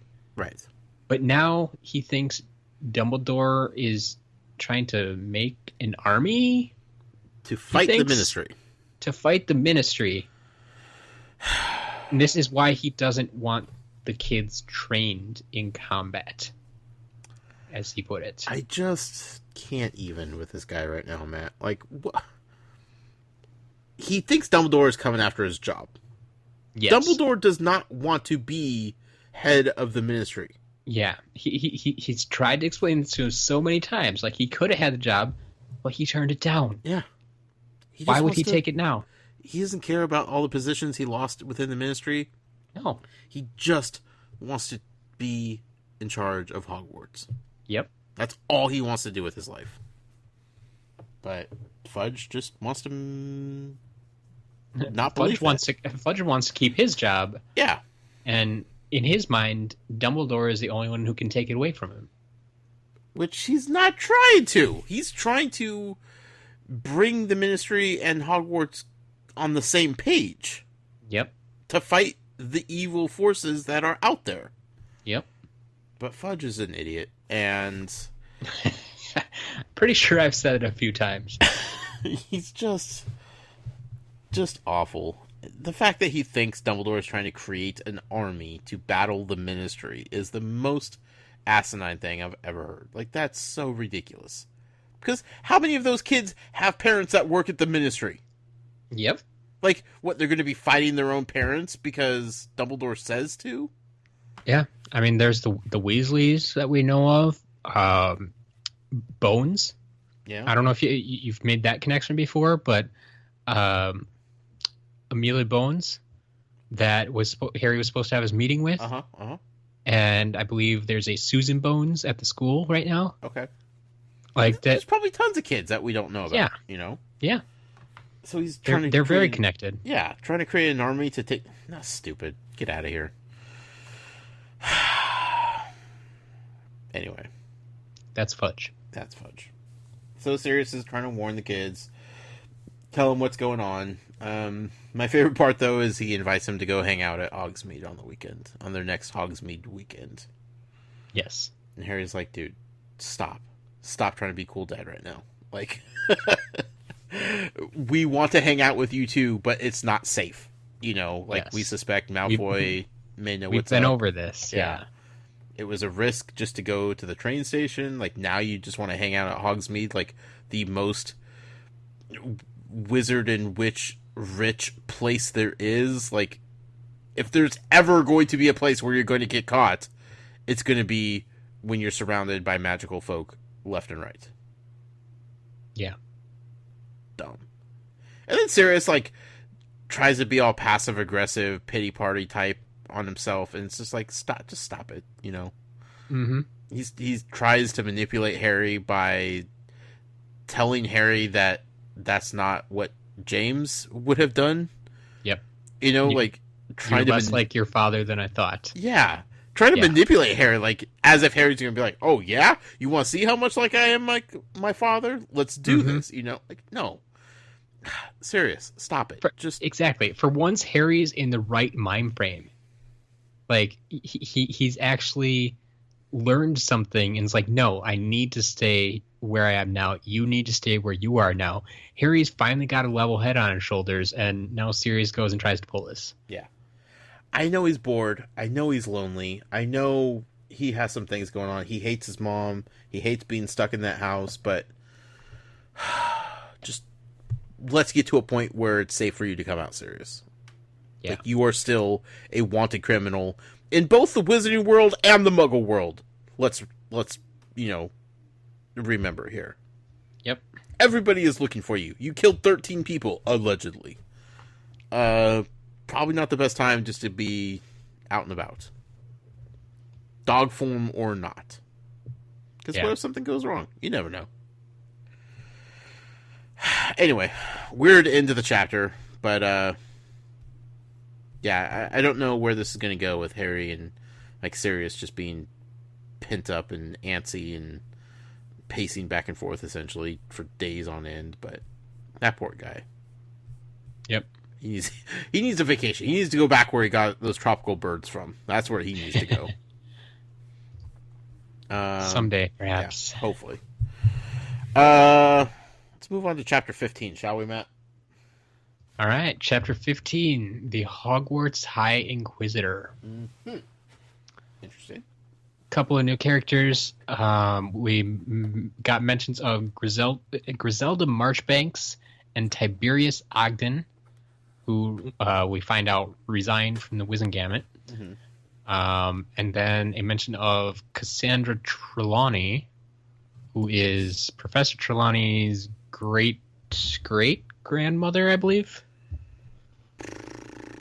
Great-grandmother. Just great? Yeah. Let's see. Mother, grandmother, great... No, because she said it skips 3 generations, right? Yeah, she so said it would be great-great-grandmother. Yeah. Yeah. Yep. I don't know why I paid so much she's the attention great-great-granddaughter. Yep. Trelawney, but yeah. It's the voice, right? Must be. Cassandra Trelawney. Yes.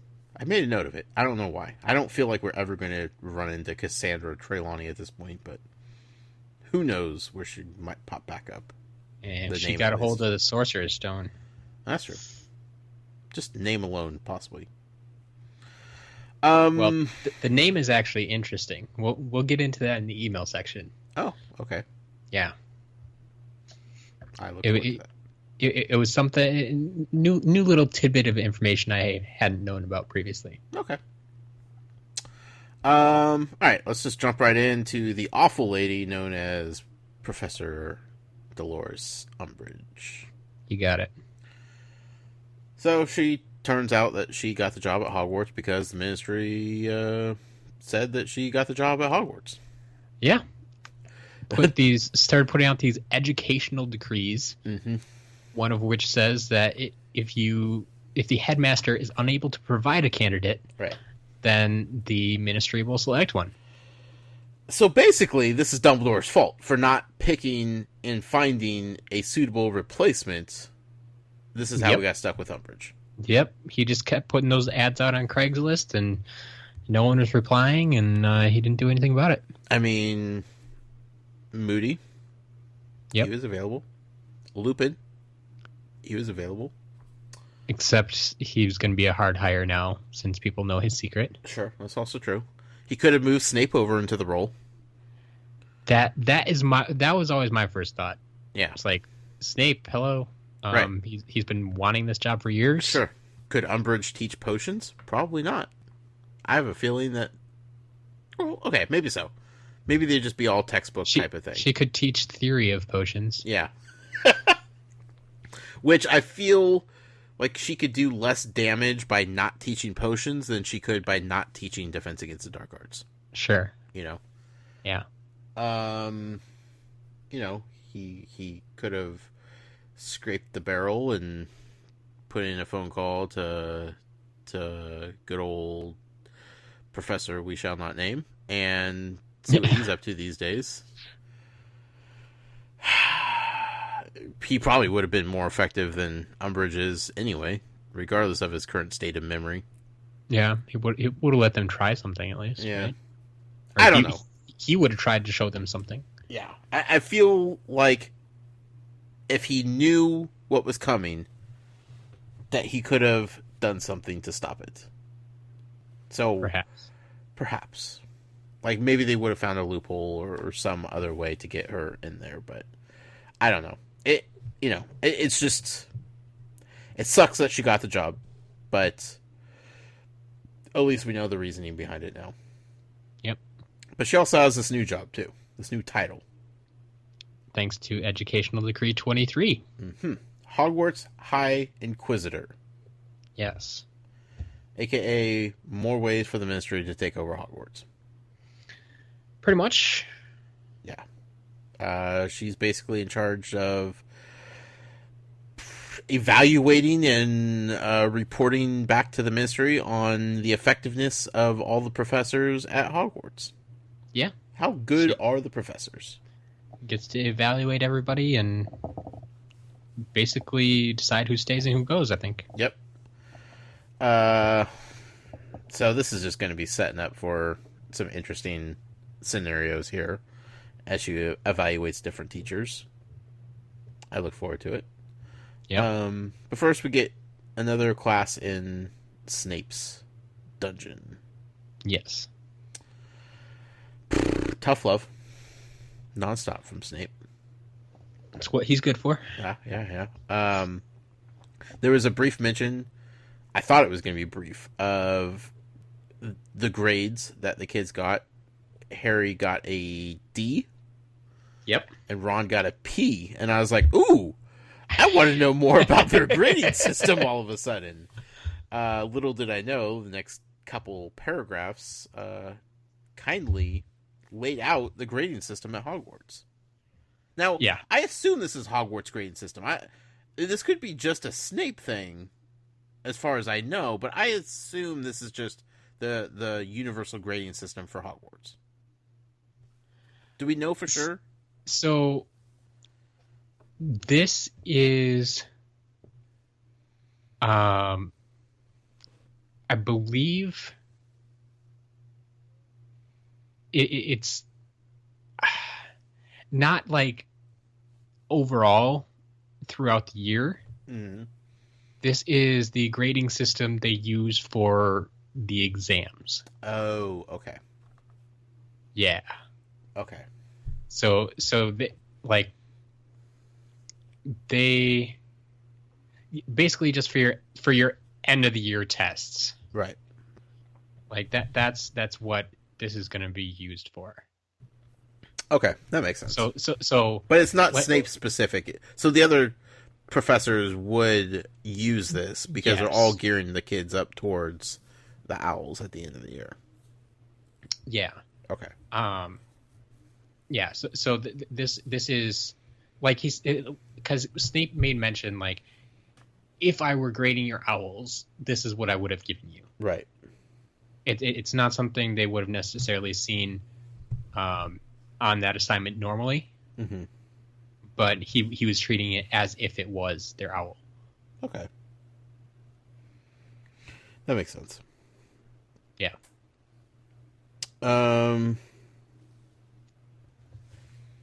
I like the grading system. There's 3 passing grades, O, E, and A. And there's 3 failing grades, P, D, and T. Yes. Well, T is debatable. We don't know for sure if that's an actual grade. Yes. According to friend George, it stands for troll. Yep. Which is the worst of the worst grades that you could possibly get. Which, wouldn't surprise me. But then again, how trustworthy are they when it comes to this kind of stuff?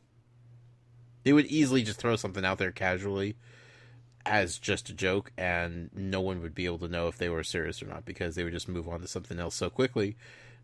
No one would ever spend time trying to figure out, their tone or inflection when they said it. Yeah. It's like it sounded like everyone is kind of skeptical of it, except the twins. Yeah, but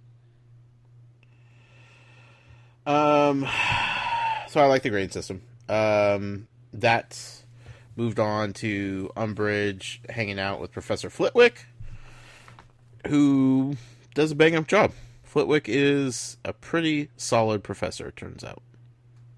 Yes, he is. Definitely. Everybody kind of comments like how well he does to prepare them to pass at the end of the year. Yeah. He doesn't take the tough love approach like Snape, and, like he wants everybody to succeed to their fullest potential, and he does everything he can to boost them up instead of breaking them down in hopes of rebuilding them into passing students. Yep. I like Flitwick. He's a cool little dude. But that then led to what I assumed would be a very interesting showdown between Umbridge and the mystical, the magical, the mysterious Professor Trelawney. Yes. If there's anybody that's going to kill Trelawney's vibe, it's going to be Umbridge. Yep. And it is clear from the get-go that Trelawney is livid that Umbridge is even in her class, much less trying to evaluate and trying to stick her nose in the teaching process. Like, basically questioning her job. Right. And what she does for a living. It's not even that, like, she's questioning it in the way that McGonagall questions it, because I feel like Trelawney just, like, brushes her McGonagall off as, like, whatever, you're a skeptic, Sure. And that's only because McGonagall may not, like, fully believe in the type of magic that's being used. Whereas Umbridge is, like, making this more personal towards Trelawney, as far as, like, how capable she's not questioning the magic, she's questioning the person that's trying to teach the magic. And that's where Trelawney has a problem. Sure. Yeah, like, she's questioning how long she's been doing it, like, she tells her to make a prediction on the spot, and yeah, you can't make predictions on demand. No. Like, and if anybody knows Trelawney, like, these things just happen. Like, there is no rhyme or reason to how the classes go sometimes. We've seen her random wild predictions with Harry Potter at just weird times pop up out of nowhere. And Trelawney's classroom is all about the vibe. It's all about the mood, the atmosphere, the ambiance. Yeah. Umbridge is destroying it all. Yes. So that was just awkward. It was awkward all the way around. Let's see. Is this when Hermione challenged Trelawney? No, Hermione's not in that class. Yeah, she's been gone for that class for a while. Okay. When did Hermione challenge Umbridge then? What class were they in? It was in her class. Oh, yeah, that's right. I forgot she's out, too. Yeah, they were in Defense Against Dark Arts, and she's like, all right, last time you read Chapter 1, now read Chapter 2. Yeah. And Hermione's like, well, I read Chapter 2. Well, then read Chapter 3. Well, I read Chapter 3. I read the whole book. Surprise, surprise. Mm-hmm. Yeah, so Umbridge and Hermione, this is going to be ongoing for a while, I think. Certainly seems that way. Yeah. Hermione's not going to back down. Umbridge definitely isn't backing down to a student, more or less. So, this is when Umbridge tossed out the mention of Professor Quirrell, right? Yeah. Yeah. Being like the only good professor they've had for this class in the last few years. Yeah, the only one who taught like age appropriate curriculum or something like that. Right. Yeah. To which Harry pointed out, the guy that had Voldy's face on the back of his head, like that was the Shining Star professor of our generation. Basically Harry gets detention again. Shocking. Deja vu all over again. Harry's defiance. He doesn't. When Umbridge says things that Harry knows is inaccurate or being spun in her and the Ministry's favor, he's not going to shut up. Yep. Harry has no filter at that point. No. And it's going to give him trouble. He got detention again. Shocking. He's losing points left and right. It's just... It's maddening. I just want him... I'm glad that he's standing up, but at the same time, it's just pick your battles. Pick your battles, Harry. And you're not doing that right now. Yep. So that led into the main event of this chapter. McGonagall versus Umbridge. Yeah. Come down to it. McGonagall is not going to take any attitude from Umbridge whatsoever. No. She is going to teach her class. Just like she always does. I love how Umbridge was trying to clear her throat, cough, try to get the attention like she did when she interrupted Dumbledore. Yep. And McGonagall's just ignoring it, and finally she's like, you need to stop. If you want to evaluate how I teach my class, shut up teach my class. and let me teach my class.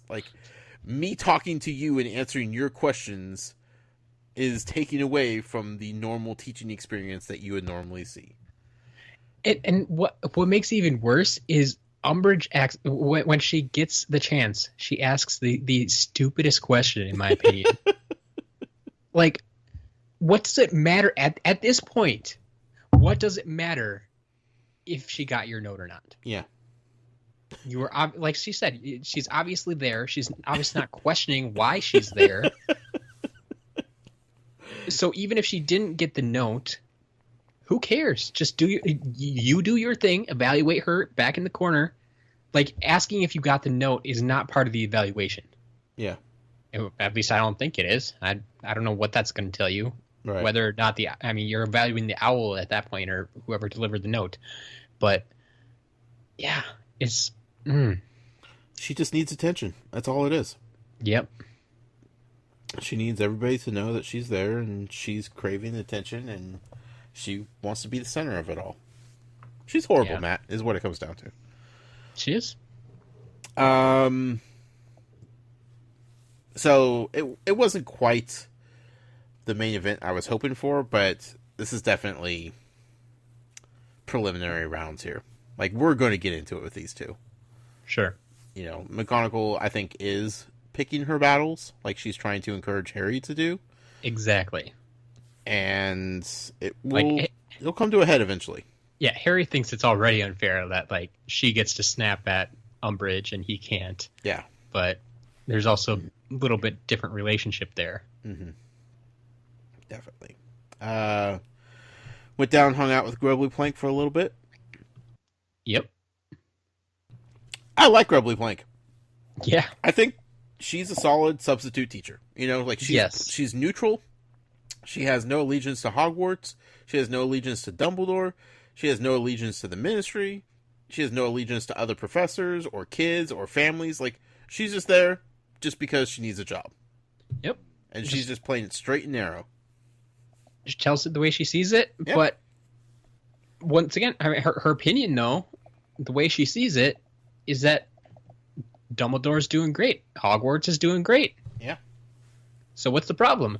But that's not seated in her trying to protect Dumbledore or trying to protect the integrity of the school. No, exactly. And I guess that's what I'm saying. It's here's this neutral source telling you Dumbledore and Hogwarts are just fine. Yeah.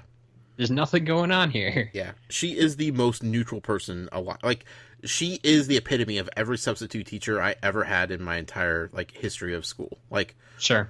They care enough just because they want to do a good job and possibly get a job later on Yeah. But they don't care to the point where they are irrational about anything.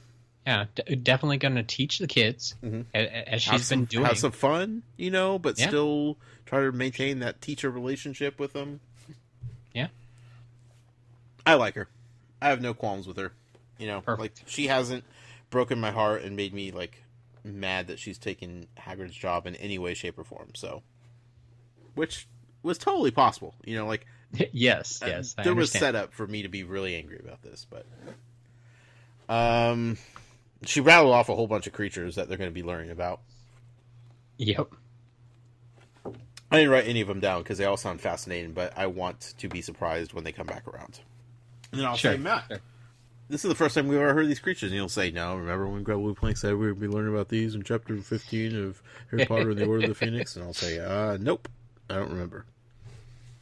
Yeah. So that's where we're at.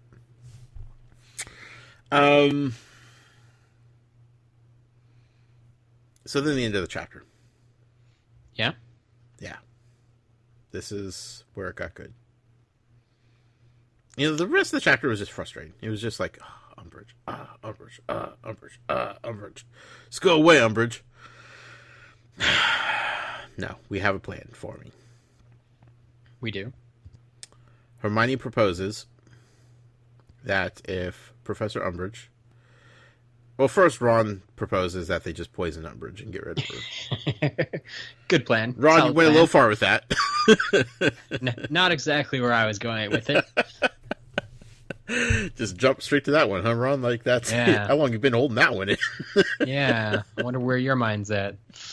He doesn't want to mess around.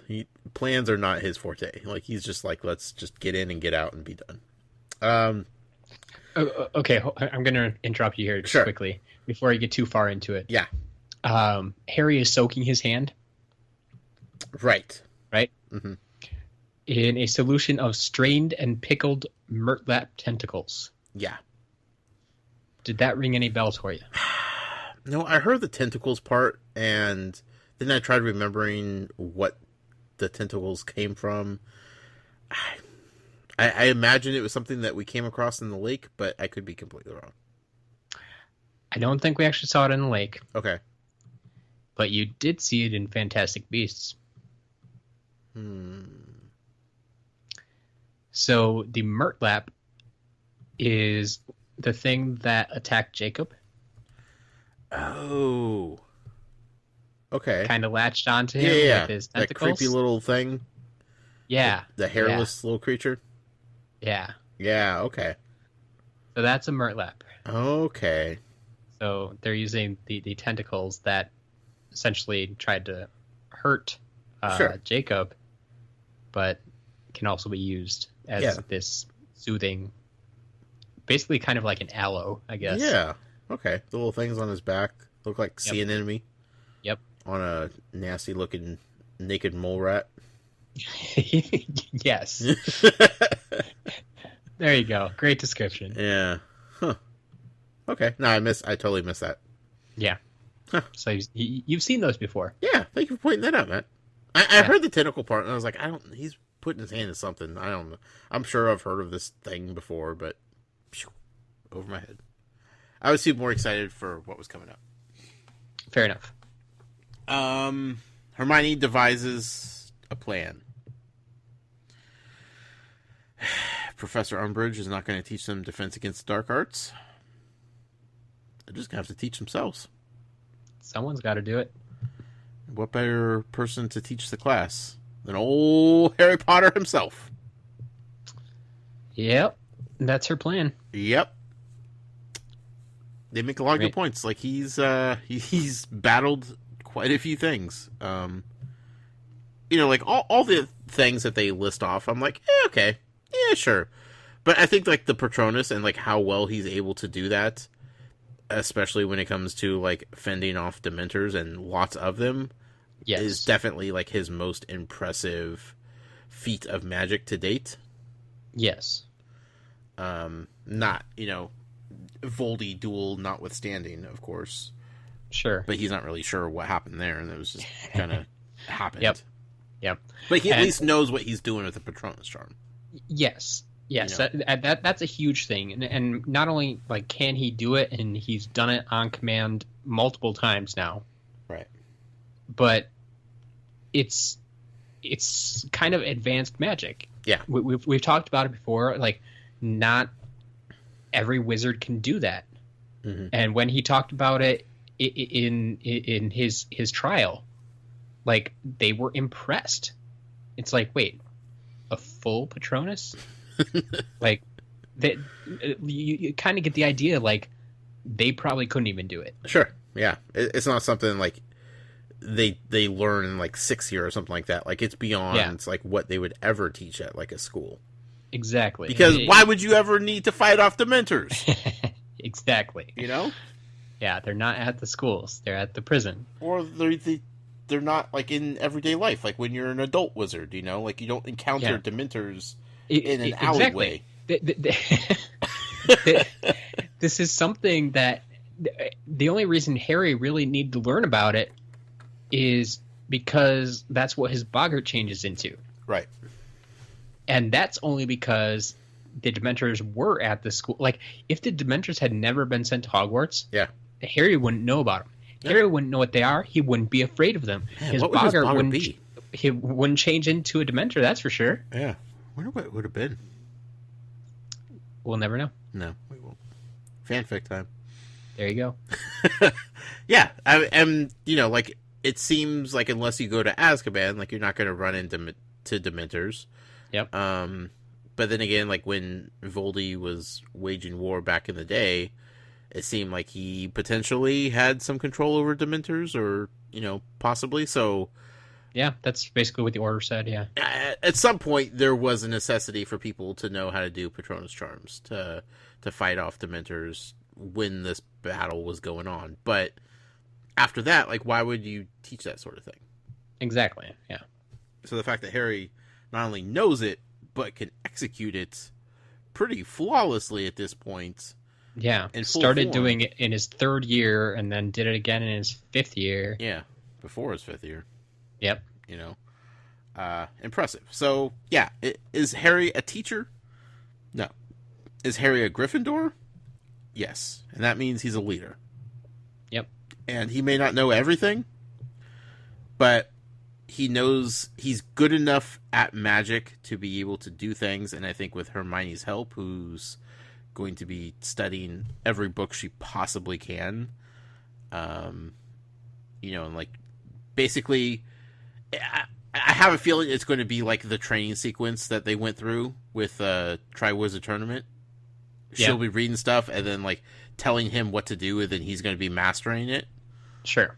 And so then Hermione is going to teach Harry teach someone else. Everybody else, yeah. Hermione might not be able to do it herself, but she'll be able to explain it via what she's reading. And she's really good at magic too, though. So those who can't do, teach. Yeah, right? Yeah, exactly. So I'm excited for this. I'm excited for this little rogue group of students. Now, is it just going to be the trio? Are they going to incorporate more kids at Hogwarts into this? Is it just going to be Gryffindor? Are they going to bring in, you know, fellow Hufflepuff? And I can't imagine they're going to invite the Slytherin to hang out with them and learn dark arts, or defense against the dark arts, I should say. But yeah, I'm excited for this to happen.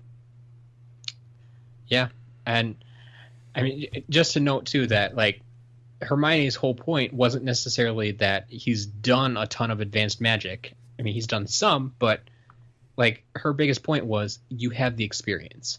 Right. Like, you know what you more than anyone else knows what it's like to use any sort of spell in, I mean, combat, if you want to call it that. Yeah. But in real life, like you've had that application. Everybody else, whatever they've done has always been at school, in Hogwarts, in a controlled situation, in a classroom. Right. That's all they know. But Harry's done more than that. So we'll see. We shall see, Yep. Matt. The chapter ends with another mention of his dreams of long corridors and locked doors. So It's true. just more reminders that that's going on. And Hermione's final nail in the coffin to convince Harry. What was that? It was, she said Voldemort's name. Oh, right, which she's never done.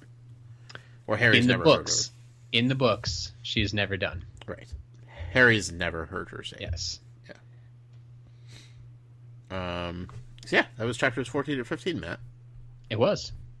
Solid. Just setting the scene for more things to come, bigger things to come.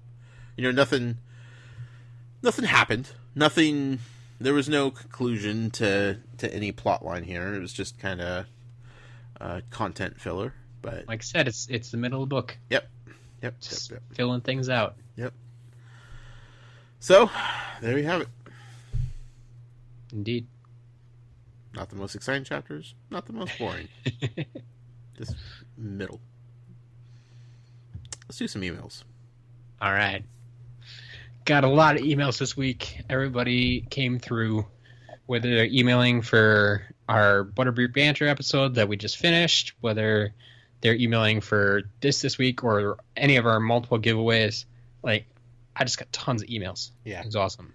You were busy this week. Yes. In the best possible way. First email I got is from Lindsay. Hi, Lindsay. Says, "Hi, Matt and Josh.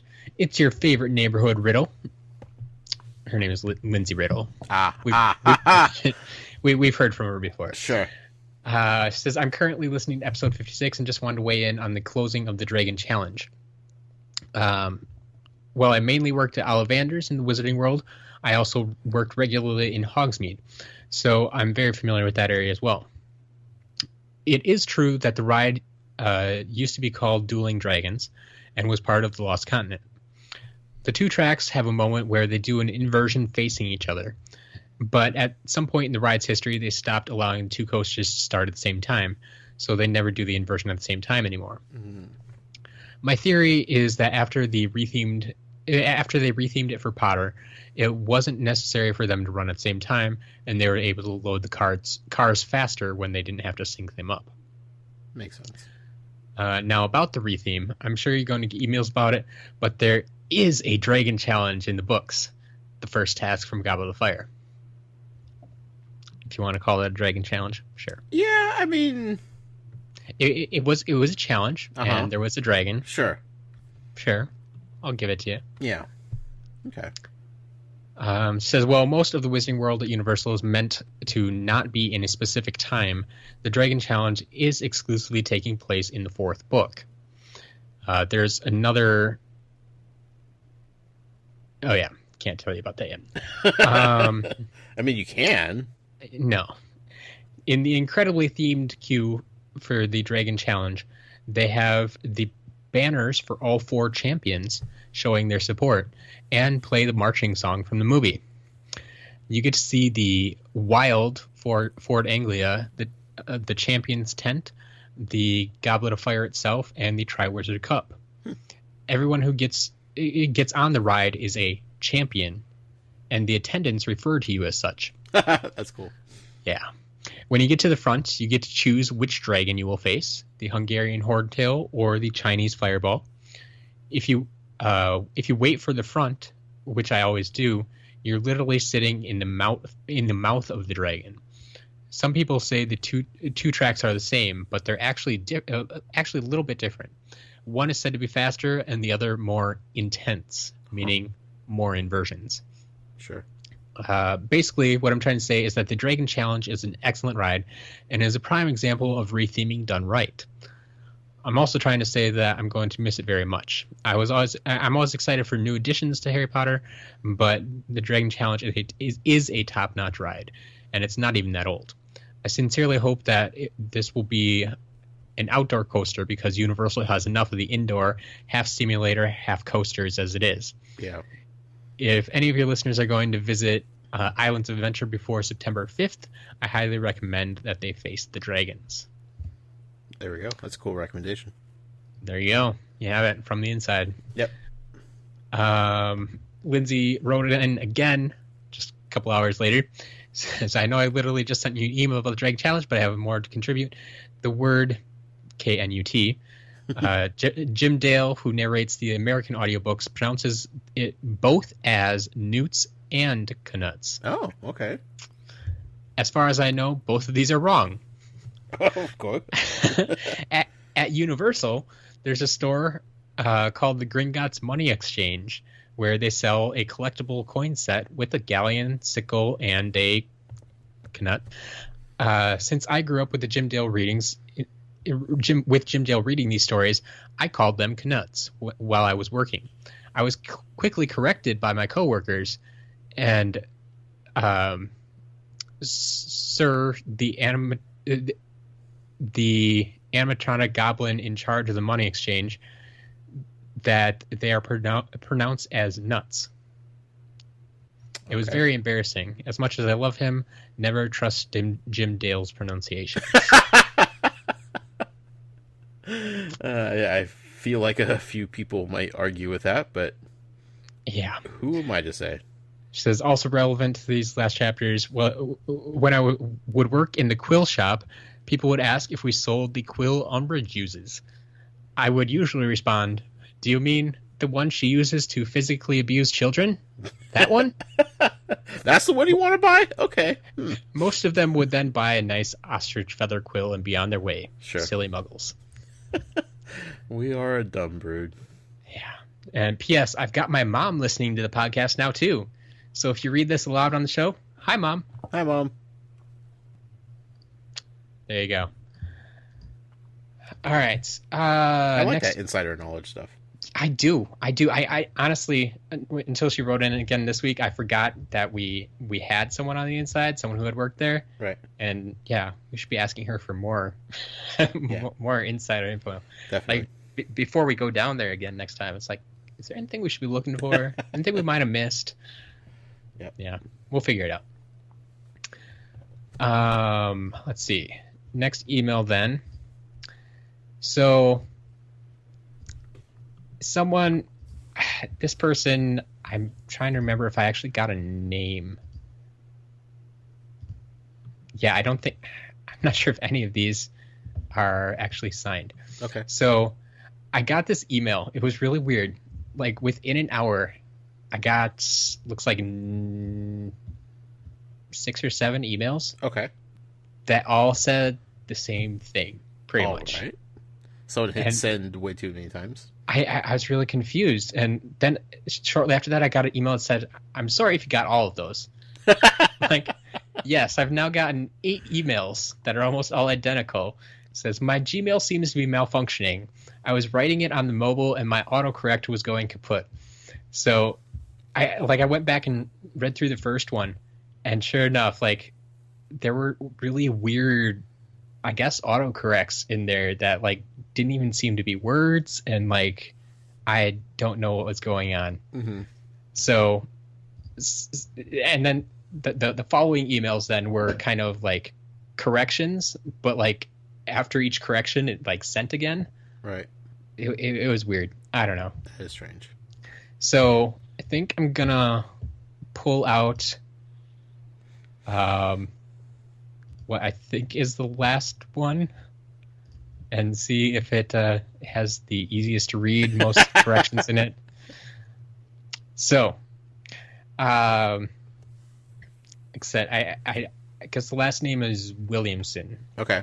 I'm sure they'll recognize their email when I read it. So, oh yeah. So the subject line, well, of the initial one read, talking about how I love and hate Josh. Oh, okay. So you have something to look forward to. Let's do this. Says, so that subject line may be a bit exaggerated. Oh, there's the name. I'm Ivan. Hi, Ivan. I've been listening since Prisoner of Azkaban, and somehow Josh is the only Hufflepuff I don't love with all my heart. Wow.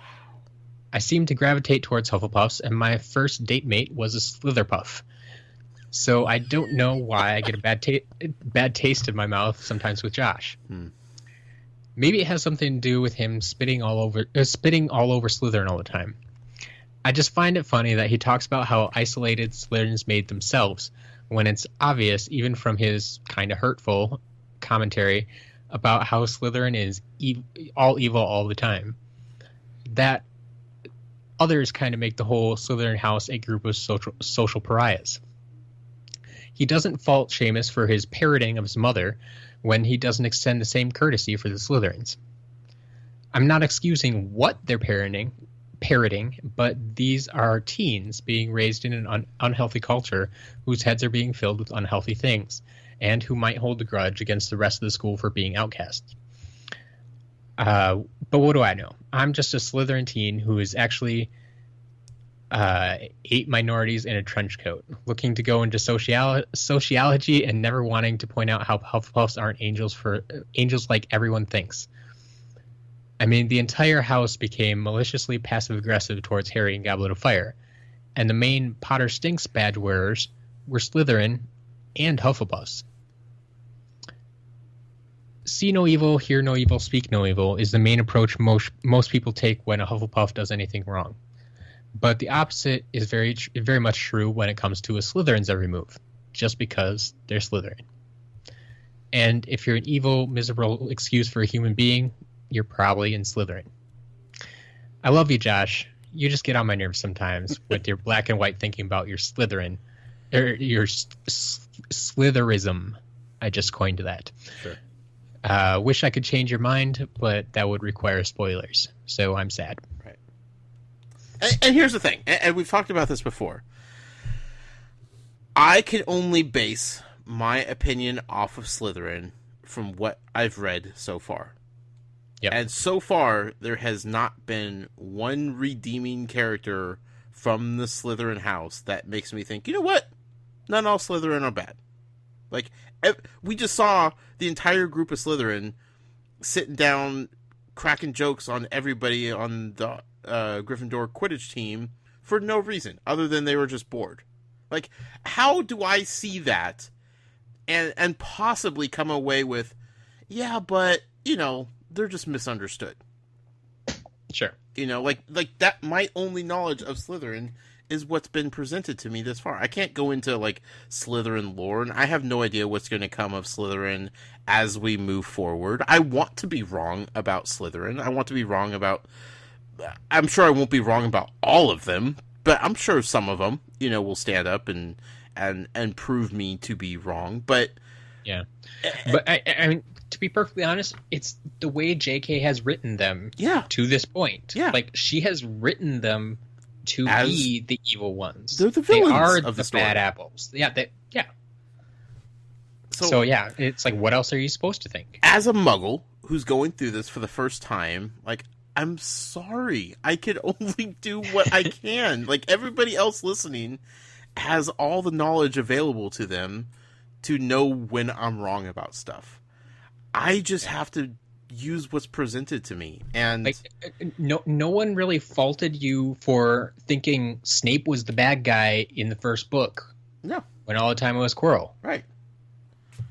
So when I say all Slytherin bad, obviously I'm using that somewhat in a fun, joking manner, but like in reference to the characters in this book. Those are the only bad, you know, the only Slytherin I know are not good people. Now, when I'm talking to you guys, the listening audience, look, I know plenty of you out there are Slytherin. Matt's half Slytherin.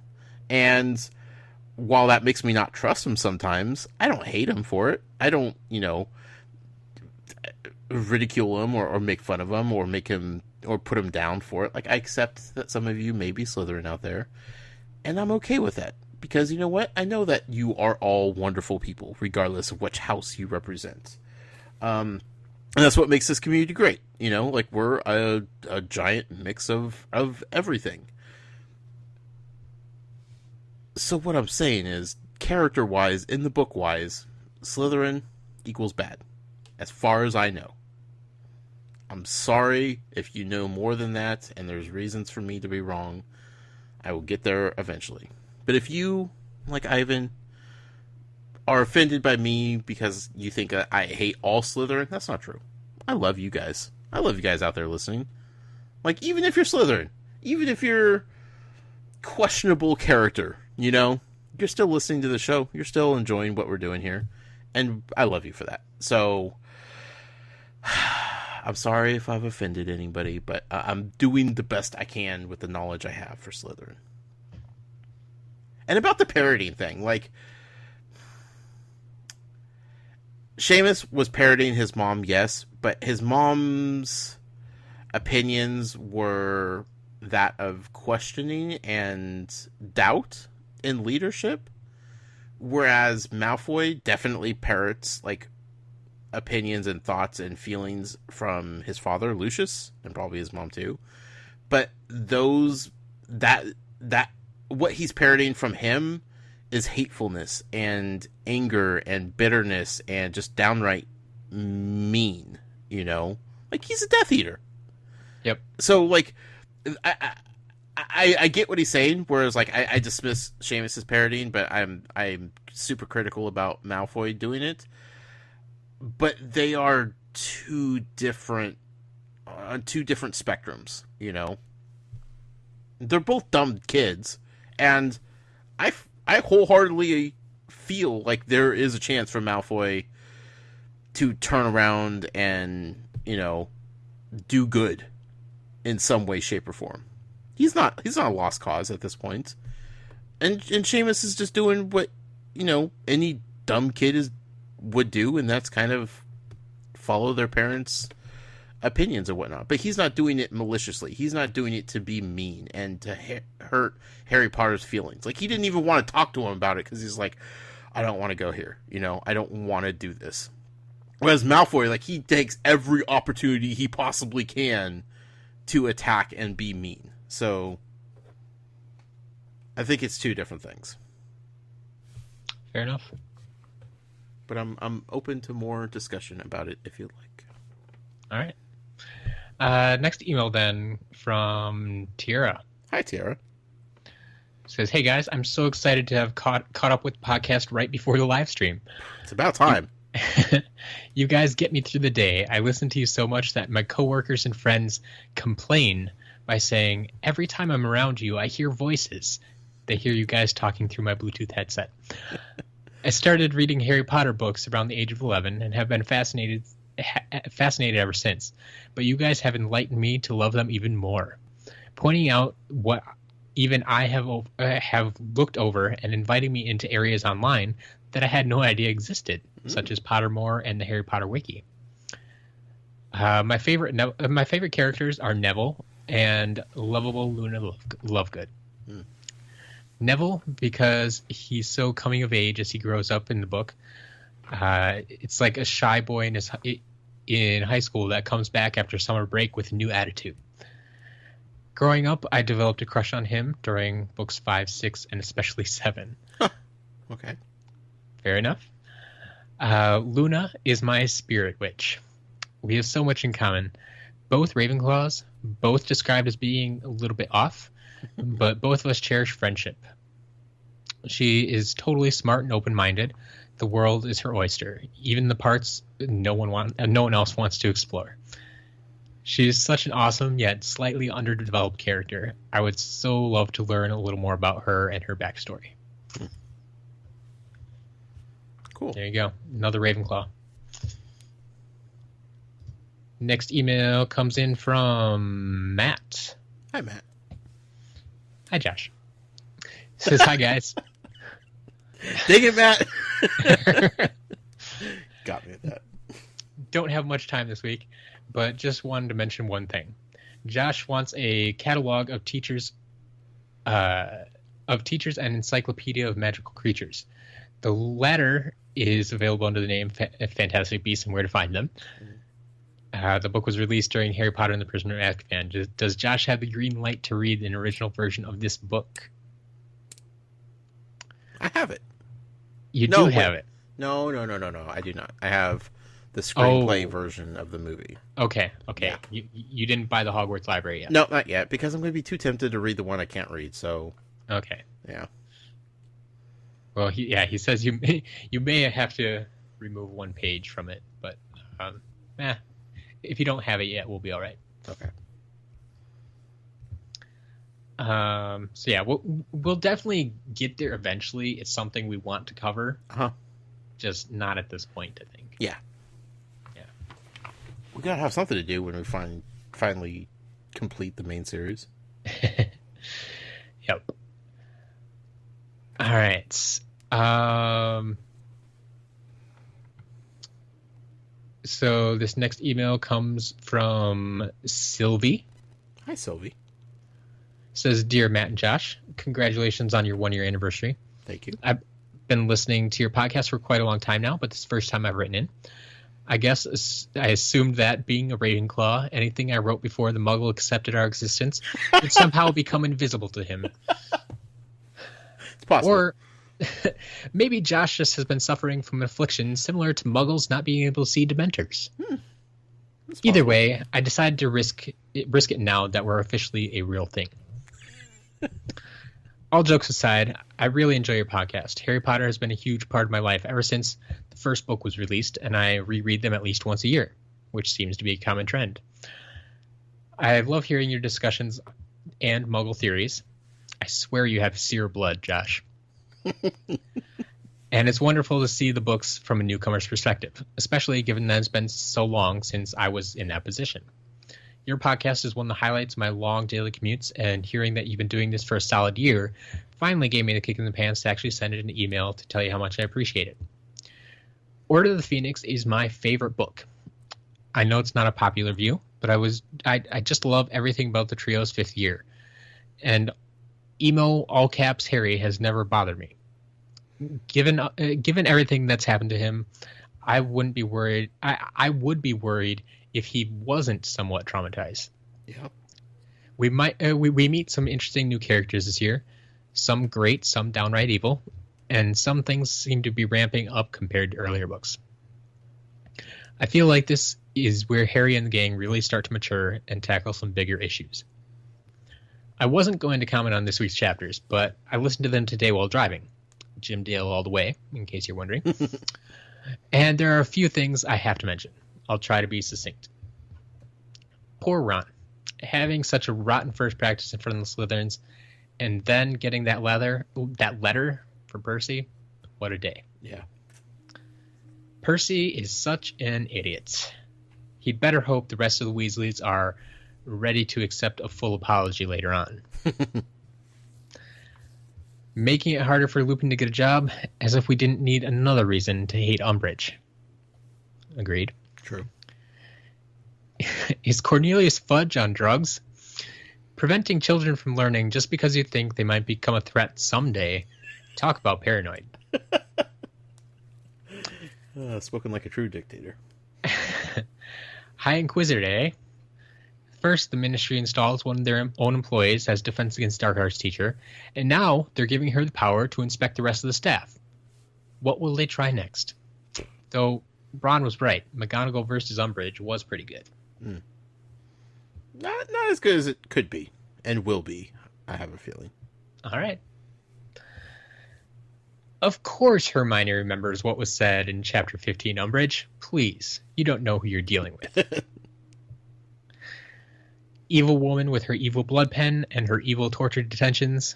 Also, everything about her office makes me want to puke. I think we're with you there. Mm-hmm. Professor Potter? An interesting concept. A bit surprising that the go rogue suggestion came from Hermione, but then again, she does take her learning seriously. Yeah. Anyways, I could go on forever about the Potterverse, and I know you get a lot of other emails, so I'm going to end this here. I'm really looking forward to finding out what new shenanigans the crew gets into in the future. Thank you for finally writing in. Yeah. Here's to another year of fantastic episodes and insights from you both. Definitely.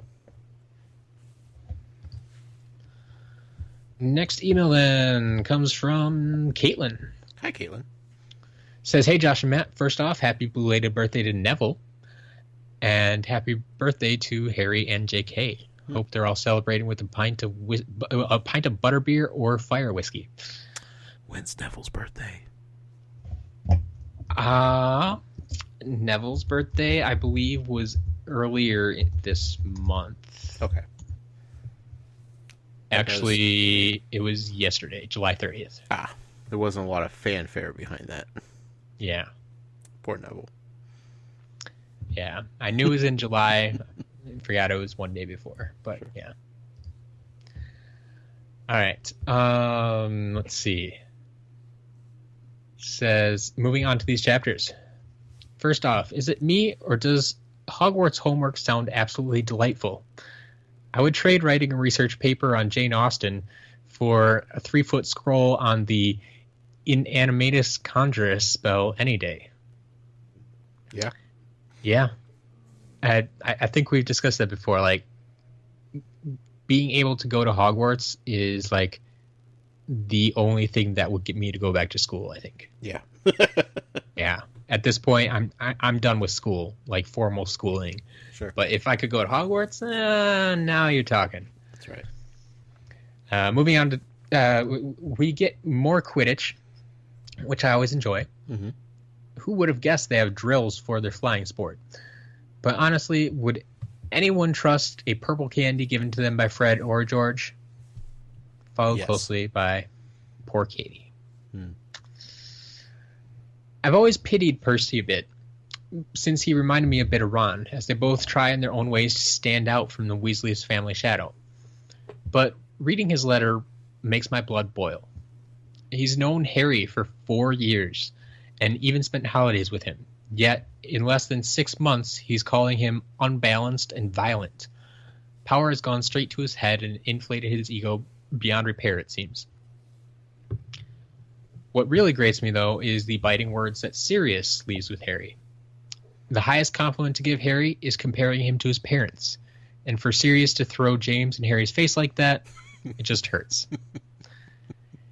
It can't be easy staying inside for days on end with just Creature, but I think your livelihood would mean more than just a few hours of freedom.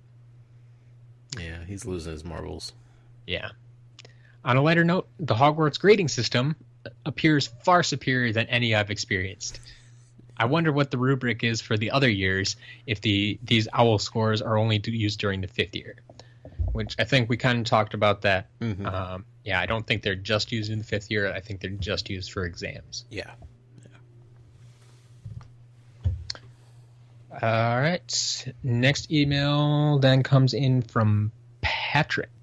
Hi, Patrick. Says, hey, Josh and Matt. Just a few thoughts on Snape from last week's episode and this week's chapters. I don't think there's really any excuse for how he treats non-Slytherin students, especially Harry, Hermione, and Neville. And being good at potions isn't the same as being good at his job. His job is teaching, and he's an awful teacher. His teaching methods are bad and usually cruel. He's a grown man who bullies teenagers, and it's no wonder so many students hate his class. Yeah, he kind of just throws them out there and says, learn it, figure it out yourself, and I'll tell you when you're wrong. I mean, he gives them step-by-step instructions on the blackboard. On the blackboard, but he's not guiding them. He's not, like, working through it with them. What more is he supposed to tell them, though? Like, I don't know. Like the only thing is he could warn them ahead of time if he sees someone skipping an instruction or something like that. Yeah. But other than, like, I think there's probably a better way to do it than just writing things out on the board. Sure. Like, take the class through it step at a time, verbally. Show them how to do it yourself, and then, follow by example. Do it along with them. Yeah. Or something like that, I guess. Yeah. But, sure. Then there's Umbridge, who's an entirely different sort of awful teacher. Josh compared her to a press secretary last week. And while I don't know how much you do or don't want to get into current politics, I agree. Her outright denial of truth also reminds me of a certain blonde woman who loves going on the cable news shows and blathering about alternative facts. Sure. Regardless, after the chapters last week, and especially this week, I think it's becoming clear that government oppression and bigotry and rebellion against it is shaping up to be a major theme of this book. Finally, congrats to you guys on your first year of this podcast, and happy birthday to Harry and JK. I will say, I retract my previous statement of Umbridge being like press secretary of the United States, because she still has a job. Next email. All right. Next email comes from our new headmistress, Marissa. Hello, Marissa. This was a big announcement on our Butterbeer Banter episode we did before this. It's true. Yeah. By this time, it's officially August. She is officially our headmistress. There we go. She's taking over the post at Botans because Mel B currently has the Hogwarts post filled. There we go. Just says better leadership all around is going to be great for us. You got it. Yeah, working together. Mel B was doing a fantastic job. We could bring in somebody else to help out, rein me in a little bit, make the show better. She says, "Hi, Josh and Matt. So many emails this week, guys. This will be the third one." I think she entered all our giveaways and such too. So. Gotcha. I'm glad that if Harry isn't going to Dumbledore about his scar, at least he'll tell Sirius. If Sirius thinks it's very serious, he might bring it up to Dumbledore himself. Mrs. Norris, though, is the worst. I'm not a cat person to begin with, but I wouldn't normally condone kicking a cat. But here, I would make an exception. Whoa. You heard her. Kick the cat. I got it. Headmistress says. I mean, if she says. So why does Josh think the Owlery is a place of death? Because J.K. was writing about how all the little animal skeletons and bones were all over and they had to walk through it. Like, it's definitely, like, just a place of death and destruction as far as little animals are concerned. I know the owls are eating. I know it's nature. Yep. But that's why I wrote that in my notes. All right. Yeah. It was just about, in reference to all the animal skeletons littering the floor of the Owlery. Well, she has definitely read your notes. Yeah. She says, also, no mention of the winged horses. But you did bring them up in the show, so I'll give you that. Yeah, you just saw them. No big deal. All right. Not yet. The inner dialogue Harry has during his encounter with Cho is so cringeworthy. Mostly because I remember being kind of that way when I was a teen. For a moment, he considered accidentally on purpose showing her his cut hand as he helped her tie the parcel onto the owl. Oh, Harry, you know how to charm him. Errol, I think you asked about this in your notes too. Errol was the practically dead owl. Right. Hermes is the one that Mr. and Mrs. Weasley got for Percy when he became prefect? Oh, maybe. Maybe. It's possible. We could have had that wrong. Yeah. We'll get emails next week about it. Yep. Speaking of Percy, what a load of rubbish the letter is. I loved how Ron's face is described as he reads the letter because I'm pretty sure my face did the same thing, getting a bigger scowl. He's just so pretentious and I can't stand it. I love the line, the world isn't split into good people and Death Eaters. It's good to keep in mind that while some people might not be the way we think, some people might not be the way we think they should be, they're not necessarily the enemy. I don't like you're less like your father than I thought.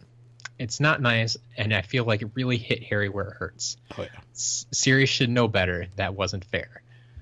I think Sirius did know better, and that's why he did it. 100%. That was the point of it. The Ministry is ridiculous and interfering. Passing laws so they can do all this crap at Hogwarts, because that's a good idea. I don't know if you guys discussed it, obviously, but this is the one I was talking about. Trelawney's great-great-grandmother was named Cassandra. Okay. So there is a Greek myth that says a seer named Cassandra angered the gods, or angered a god. I think it was Zeus. I actually looked this up. It was Apollo. I just looked it up because I've never heard of this before. Sure. So I wanted more information. So she angered Apollo, and she was cursed. The curse was that no one would believe her predictions were real, even if they were. Oh. And most people don't believe that Trelawney has the sight or makes real predictions for the most part. J.K. puts so much time and effort into her character's background. This is just so good. That's fascinating. Yeah, I thought so. Yeah. That's one I hadn't heard before. But I mean, like I said, I know J.K. puts a lot of time and thought into character names and spell names and all this sort of thing. Like, Right. why else would she throw in? Oh yeah, your great great grandmother was Cassandra. Yeah. Oh, that makes sense. She's not just picking names randomly. Yeah, it's like I thought Cassandra sounded good. No, that you know very well that J.K. knows her mythology. Yep. Like we've been there before. So, Shell says more great Umbridge versus McGonagall action this week. So much sass. Josh really isn't giving up on his Crookshanks theory, is he? No, not until I'm proven wrong. All right. That's all I'm saying. And finally, yes, kids teaching kids Defense Against Dark Arts should be a great time. What could go wrong? Who knows? Next email then comes in from Chelsea. Hi, Chelsea. Says, hey guys, I've been MIA the past few weeks from emailing due to going on vacation and then struggling to get back into the work groove. A lot can happen when you miss a couple of weeks. Tell me about it. Josh, you have now met a great character, Luna, and a character who is quite the opposite, Umbridge. I cannot wait for you to learn more about both of these characters. I am almost caught up on listening as I write this email and should be back on track next week. I just wanted to quickly write in because Josh keeps complaining about no Harry Potter news. Well, I recently saw on Facebook a game called Cards Against Muggles. This seems to be just like the Cards Against Humanity, but for Harry Potter fans. From what I can tell, there's currently only a downloadable version available where you have to print the cards out yourself. Just like Cards Against Humanity, this game is not kid-friendly, but it is hilarious from the ads that I've seen. Hopefully this pleases you, Josh. Remember, you have just started your Harry Potter obsession. And some of us had to deal with the crickets not getting any news for much longer than this. So hang in there, dude. A week is so long to go without any Harry Potter news, Matt. I don't know how I'm going to survive. We'll figure something out. Also, I need somebody to tell me more about these Muggles Against Humanity cards. Cards Against Muggles? Cards Against Muggles. Yeah.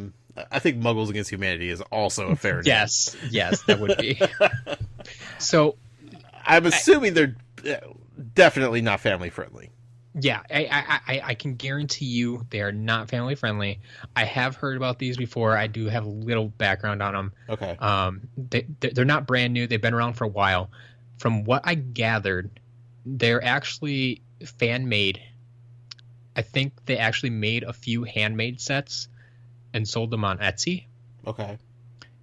And then people requested they wanted them again, but they didn't really want to make them. So I think they did I don't know if it was the original creator or someone else made this like downloadable version, so you could print the cards out yourself and play. Okay.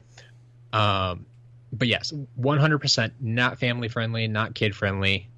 I'm not recommending this. This is why I haven't mentioned it before. Sure. I'm not going to use it as a giveaway on the show or anything like that. Right. How spoiler friendly is it though? And that's what I'm not entirely sure because I haven't seen all the cards. Right, I couldn't tell you. Okay. Probably one of those things to be safe with. And yeah. It's probably something you can look into after the series. But sure. All right. Yeah. So thank you for bringing that up, Chelsea. If anybody else is interested in looking that up. Next email then comes from Anya. Hi, Anya. She says, hey guys, good luck with your live show tonight. Too bad it's in the middle of the night for me. So chapter 14. I get stressed out just reading about how far behind the guys are on their homework. Okay. Yeah. Yeah, me too. I was getting anxiety like thinking about like how much work they had to do over the weekend, and if you were in their position. Yeah. Then turn around and start all over. Mm-hmm. Percy is so stupid. Period. Yeah. Sirius should grow up, but do you really think James, still as an adult, would set his friends in danger just for the heck of it? I don't think so. So Fudge thinks Dumbledore is building an army of students? What? we're not quite sure on his thinking either. It's okay. Yeah. And the part about Umbridge disliking half-humans, well, that says it all, doesn't it? In Chapter 15, so what will it mean for Harry and the school now that Umbridge is the Inquisitor? I don't know. Changes, shakeups, teachers getting fired, maybe. Who knows? It's going to get worse before it gets better. Yeah. That's pretty sure. The grading system at Hogwarts is so funny. I think we can agree to that. Yeah. But it works. I keep on hating Umbridge and loving McGonagall. I think we agree with you there too. Mm-hmm. And last but not least, what do you think about Hermione's plan? And where will it go next? I don't know. Kids teaching kids. It could only end up good, right? I mean, nothing could go wrong. Guess we'll just have to wait and see. It's going to be a disaster. Maybe. I don't know. I haven't put much thought into it yet. Yeah. And a side note then, she says, as I understood it, she always understood the prefects as only being fifth year and the head girls and head boys being seventh years, and then giving you a total of 8 prefects and 8 head boys and girls, which I think growing up, that's kind of how I pictured it too. Mm-hmm. Obviously JK has clarified that since then. Sure. So like we've discussed earlier, there's 8 fifth-year prefects, 8 sixth-year prefects, 8 seventh-year prefects, and 1 head boy, 1 head girl in the entire school. So, got to go with that explanation now. But yeah, I definitely did have a different view of it when I was reading through the first time. So, at least I'm not the only one confused. Yep. Like I said, I mean, with the information we have in the book so far, like, she doesn't clearly explain that. Yeah. That's for sure. But since that point, we have more information. Next email then from Joe. Hi, Joe. Says, hey guys, what a pleasant surprise to hear that I won the Sorting Hat last week. I never win anything. Well, now you did, Joe. Says I'll have to find a good place to keep it that won't creep out my Muggle family. Say front door. That sounds like a good place to hang it, right? Sure, yeah, totally. Yeah. Just wear it all the time. Perfect. Says also, yes, best place for it, on your head. Yeah. I'll give you advice. Also, congrats on the 1-year anniversary of Tales from Godric's Hollow. It has been a lot of fun so far, and I look forward to what's ahead in the future. Now, on to the chapters. I'm curious to know how Filch communicates with Mrs. Norris, and why was she trying to get Harry in trouble? Is there a parcel tongue, but for cats? I've never really thought about this one either. Good question. Because, like, we talked about it, and we definitely just kind of assumed that somehow Mrs. Norris was communicating what she thought Harry was up to with Filch. Right. And, I mean, it kind of goes back to... Are you familiar with Lassie? Oh, yeah. I'm sure. Mm-hmm. And, like, Lassie would just sit there and bark, and it's like, oh, what is it, Lassie? What is... Oh, Timmy fell down the well? Right. Like, I mean, like, how like, I completely understand Mrs. Norris seeing something, running to Filch, and then leading him back to wherever that person is, or being able to sniff him out and follow wherever he went. Yeah. But how does he get any more information than, oh, there's somebody doing something wrong, come follow me? Right. Like, he does seem to have more information much of the time. Right. Now, and I mean, just taking it other occasions that we've seen him, like, Filch seems to know what's going on, and it always seems to stem from Mrs. Norris. And Filch doesn't have any magical abilities. He's a squib. Yeah. Man, that's a good question. This needs to be addressed. It is, and honestly, it's something, like I said, I haven't really thought about before. Just, kind of took it for granted that, yeah, that Mrs. Norris and Filch have this connection. Yeah. Like, has Mrs. Norris learned sign language, or Maybe she's not just a cat either, Matt. Ooh. Ooh. Crookshank's theory just got interesting. In any case, Joe continues, the Slytherins have nothing better to do on a beautiful day than to head out to the Gryffindor Quidditch practice. This should be against the rules. Completely agree with you. Like I said, closed practices. Right. He has no words to describe Percy. Just no words. It was good to hear from Sirius, but I didn't like his irresponsible suggestion about going to Hogsmeade and then putting Harry down for saying no to it. Exactly. What kind of parent? He was trying to be a parent in the previous books, and now he's like the opposite. It's that, best friend almost trying to get you in trouble.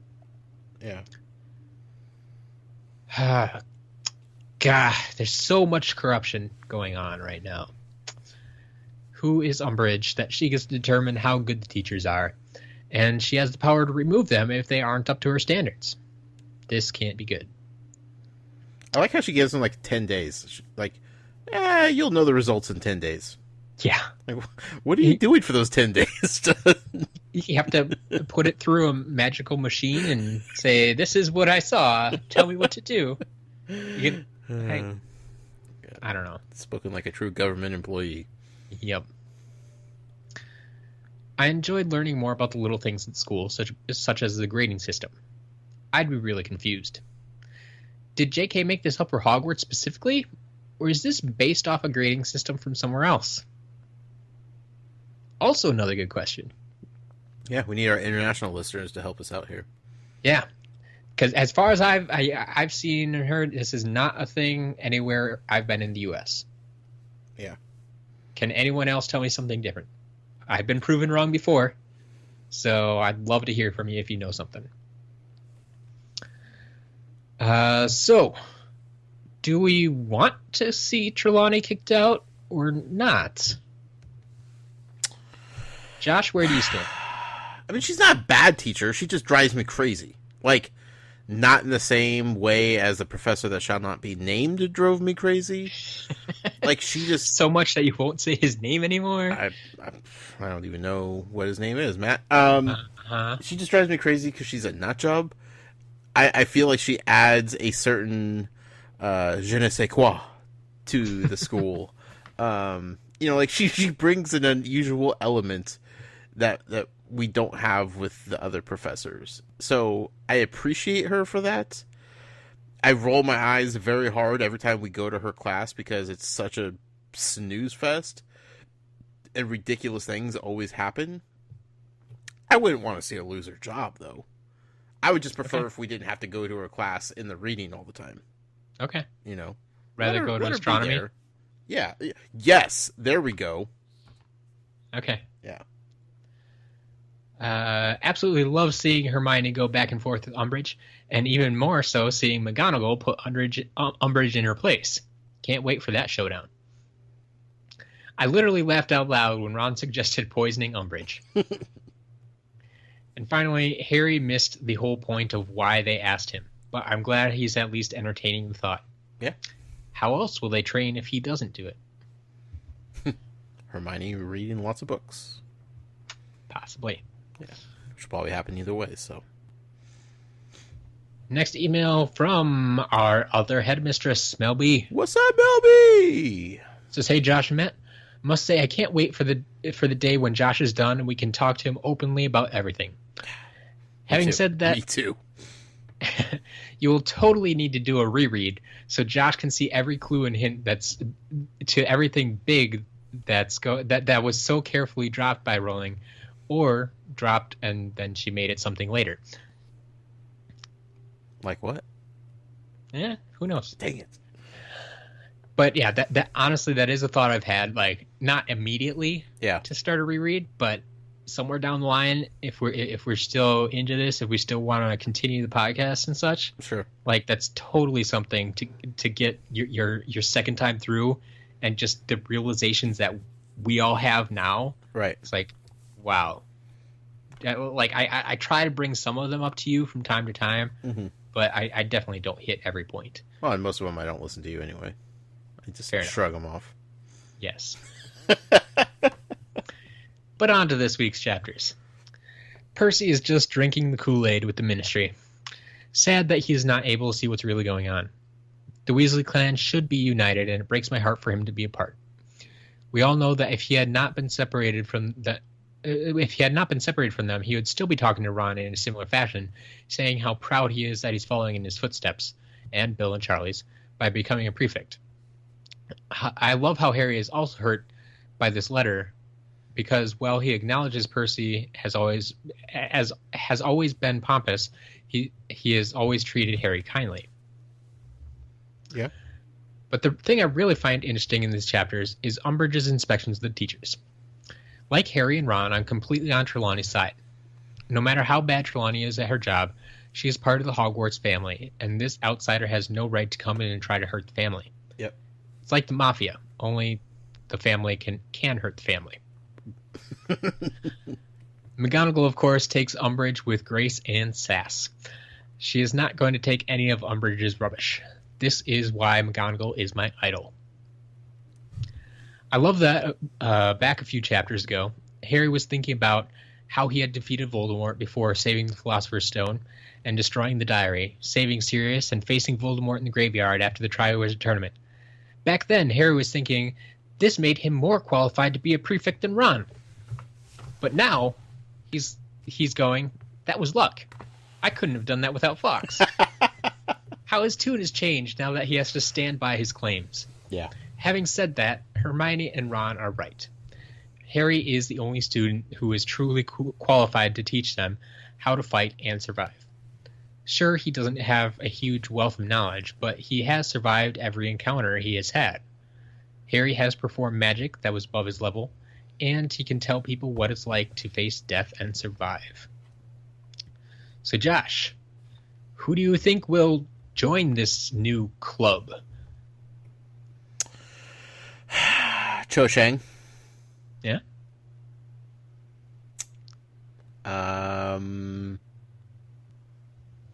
Did they bring in Neville? They bring in Neville. It's possible. I think you kind of said probably no Slytherins. Yeah, probably no Slytherins. Ginny, maybe? And Luna. I feel like we're going to get more Luna, and the only way for Luna to be a part of the story is if she interacts with Harry, so... and he's not hanging out with fourth years in class or anything like that, so... let's see here. The two Gryffindor boys, Seamus and... Dean. There we go. In their fifth years now, but yeah. Yeah, no, I said the Gryffindor boys.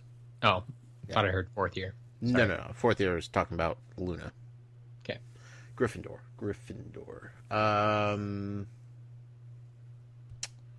What's his name? Ernie Macmillan? Hufflepuff? Hufflepuff, sure. Yeah. We need more Hufflepuff representation. Yeah, that's it. Pretty much everybody that's been named in this book so far. Do you think that Umbridge will allow them to have a club? Oh, no.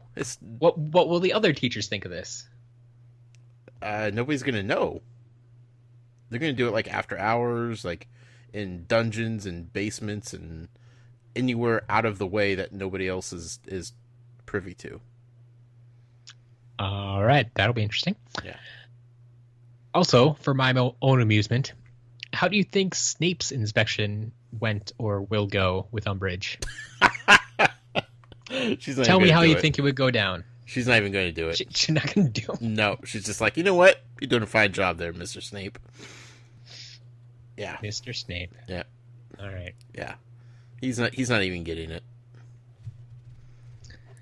Well, Next Also, email. if he did, Yes. though, it would probably be a lot like McGonagall's, where he would just be put off by the fact that she's even there.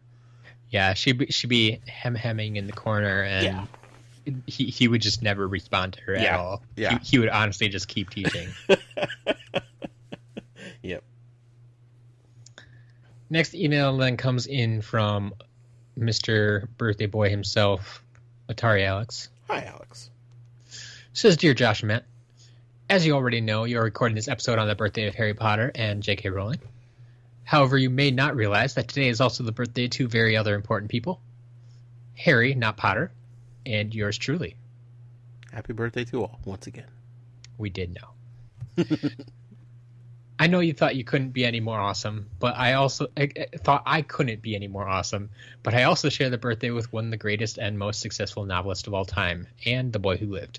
It's a good feeling.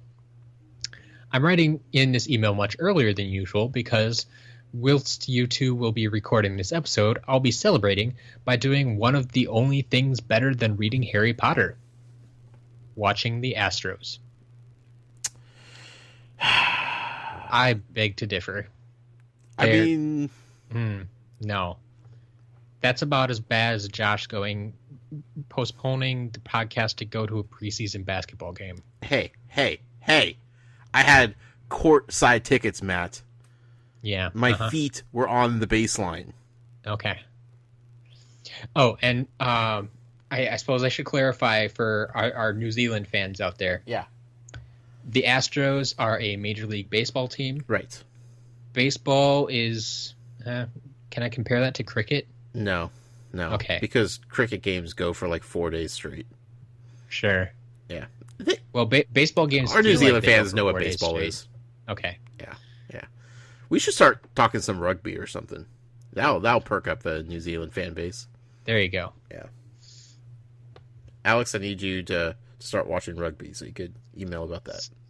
What do they have? Do you have the All Blacks down there? Is that in New Zealand? I have no idea. I always forget if that's Australia, New Zealand. I think it's New Zealand. It's all the same, right? They're a good team. Or so I hear. Before I get to this week's chapters, I have a few thoughts from last week's episode. First off, as we read chapter 14, Harry and company do, in fact, take astronomy. Why do we never get to see them in class? Beats me. Second, I was thinking about the Goblin Rebellions and Giant Wars and remembered how, in A New Hope, Luke makes the offhand mention of the Clone Wars, which then got turned into a movie trilogy 30 years later. Yes. So don't give up hope, Josh. You could still learn more about them in the future. Oh, what a fantastic thing that would be. Yes. I wonder if the Goblin Rebellion is going to be worked into the Fantastic Beasts and Where to Find Them series. Depends on time frame, I guess. Yeah, it does. Because you know JK has a timeline for all of these things. Oh, yeah. Whether or not she tells us, Right. She has a timeline. Third, I want to talk about Hermione's hats. Assuming she's right and that picking up her hats would set them free, which I'm not convinced because she's not their master, but whatever. How do house elves do laundry? Do they magically levitate all the clothes, or is that one chore wizards are forced to do? I don't think they're doing their own laundry. Yeah. I feel like we would have heard about that at some point. Yep. Do they levitate the clothes? I mean, they could pick up clothing, right? It has to be given to them. You see, and that's the thing. Like, I don't think that clothing is being given to them. Right. They have probably been given an order to wash that clothing. I'm not giving it to you. It's not yours to keep. And that's why, like, Just Harry had to hide the sock with Dobby. Yeah, and I think that's the other big thing is, like they said, like you mentioned with the hats, it's like, it's not, Hermione's not their master. Right. Which, I mean, is a little bit different with the laundry. Like, it is their master's clothing, most likely. Yeah. But, yeah, between not giving it to him and not being a master and that sort of thing, like, I think they can work their way around that. But then there is one hiccup in that. What's that? How they do Dumbledore's laundry. Well, like I said, if he just like leaves it in a basket, or you know what, Dumbledore doesn't need anybody to do it. What am I talking about? Dumbledore cleans his own clothes. Yeah. With a wave of his wand, he's sparkling. Yeah, that's true. Yeah. Yep, house elves are safe to do laundry. Fourth, if a single owl can only deliver a single copy of the Daily Prophet, as we see with Hermione's subscription, does that mean they own like 1 million owls? I'm pretty sure it would cost more to house and feed all of those owls than they would make by selling the paper, especially since Hermione's only paying them 1 knut, which, is like their lowest. What? Do we know that only one owl could carry one paper? Well, that's what he's saying. That's what we see every morning with Hermione. Sure. The owl flies in with 1 paper. But maybe she's the only one subscribing to it. Every time. No. At Hogwarts? No. Who else would be getting at Hogwarts? Loads of people subscribing. At Hogwarts? Yeah, because that's the kids always knew what was in the Daily Prophet. That's true. Never mind. They've heard about other stories because I retract my previous statement. So yeah, it's a little bit of a question. I see the same owl making multiple deliveries, even if they have to fly back and forth a couple of times. Right. So I mean, I don't think they own 1 million owls, no, but they and do they own them or do they just rent them or something like that? Good question. Because I guess are there specific owls that are just employed by the paper, or could if Harry wanted the paper, could Hedwig go and pick it up? Oh, that's true. I don't know. Yeah, not entirely sure how that works. Right. Maybe, yeah, Hermione might just be getting it because she doesn't have her own owl. Yeah, she doesn't have an owl. Yeah. So is it one? Or I guess you could say, is this owl directly from the paper, or is it one of the school owls? Do the school owls fly out every day? Yeah, that makes sense. A dozen of them fly over to the paper and say, "All right, who you got today?" And then they fly back to the school. Yep. I like that. Glad we just worked that through. Perfect. It's now canon. It says, finally, in case you were wondering, the audiobook version spell out OWLs and NEWTs, and I would assume the same with SPEW. I don't actually listen to the audiobooks. I just happen to remember from the few times that I have listened to them. Okay. So you don't listen to them, but you do listen to them. Got it. He's not currently listening to them now, but he has listened to them in the past. Yes. Yeah. Yes. When reading the acronyms for myself, I just say the word owl or newt in my head. It's much easier, as I have always done as well. Yeah. Like I said, this is one of those things that I've never really had to verbalize before, so it makes more sense since she made them spell words. Yep. As for this week's reading, I don't have too much to contribute. Harry continues to be a hot-headed idiot, and Sirius somehow manages to be an even bigger one. Percy is also, in fact, the world's biggest git. A lot of love for characters this week. Yeah. We get our third chapter in rapid succession revolving around Dolores Umbridge, which really grinds my gears. And we are left on a big cliffhanger, the part of the movie where the rebellious teenagers decide they've had enough of being told what to do and decide to take the law into their own hands. It's kind of cliche, and yet still believable. Sure. That was a long, rambling email. I think I've got this old man routine down. We expect nothing less from you, Alex. Thanks, Alex. P.S. Happy birthday, Matt. Thanks, Alex. Thanks. But yeah, also, Alex, don't talk to me about old man. I believe Josh and I both got you beat by a good number of years. A handful. Yeah. Yeah. Anyway, since Alex got his email in nice and early, we do have one later. All right. which if you listen to our Butter Beer Banter episode, you can probably guess who it is. This email comes in from Katie. Hi, Katie. It says, "Hi again, guys. Have another last-minute email. Had to go to a court reporting class, and afterwards another student and I stayed in the Blackboard classroom for a few minutes and had a discussion about Hufflepuff. Harry Potter fans are everywhere." All right. I accept your excuse, Katie. Yes. It involved with Harry Potter. We're all good. Mainly Hufflepuff. Anyway, I forgot what a jerk Percy is in these chapters. I know he's trying in his own twisted way to help his brother, but he, along with the rest of the ministry, is being willfully ignorant at this point. It's great and realistic writing on Rowling's part, though. Umbridge inspecting, or attempting to inspect, McGonagall is one of my favorite scenes in the entire 7 books. You are a queen, Minerva. I bow to you. She is pretty great. Yes, we do love McGonagall. Yeah. Hopefully this email comes in on time, but I'm not usually this late, but I'm super close to finishing school, so things are crazy. Happy anniversary. Thanks, Katie. Thank you indeed. Thank you to everybody that emailed tonight. Yeah. A lot of great emails, as always. A lot of them, yeah. Yeah, you guys killed it. One last thing here, Matt. Yes. Let's announce our next giveaway. We do have a giveaway, we do every week. Mm-hmm. What are we giving away this week, my friend? This week, I have something that will hopefully help someone out there relax a little bit, have some fun, and you get to color. We have a coloring book. Nice. Harry Potter, Magical Places, and Characters. These are one of those cool adult coloring books, huh?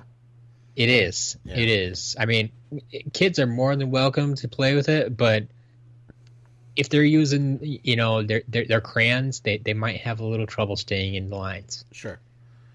I think it's meant for color pencils and fine tip pens and that kind of stuff. Yes, yeah. Definitely.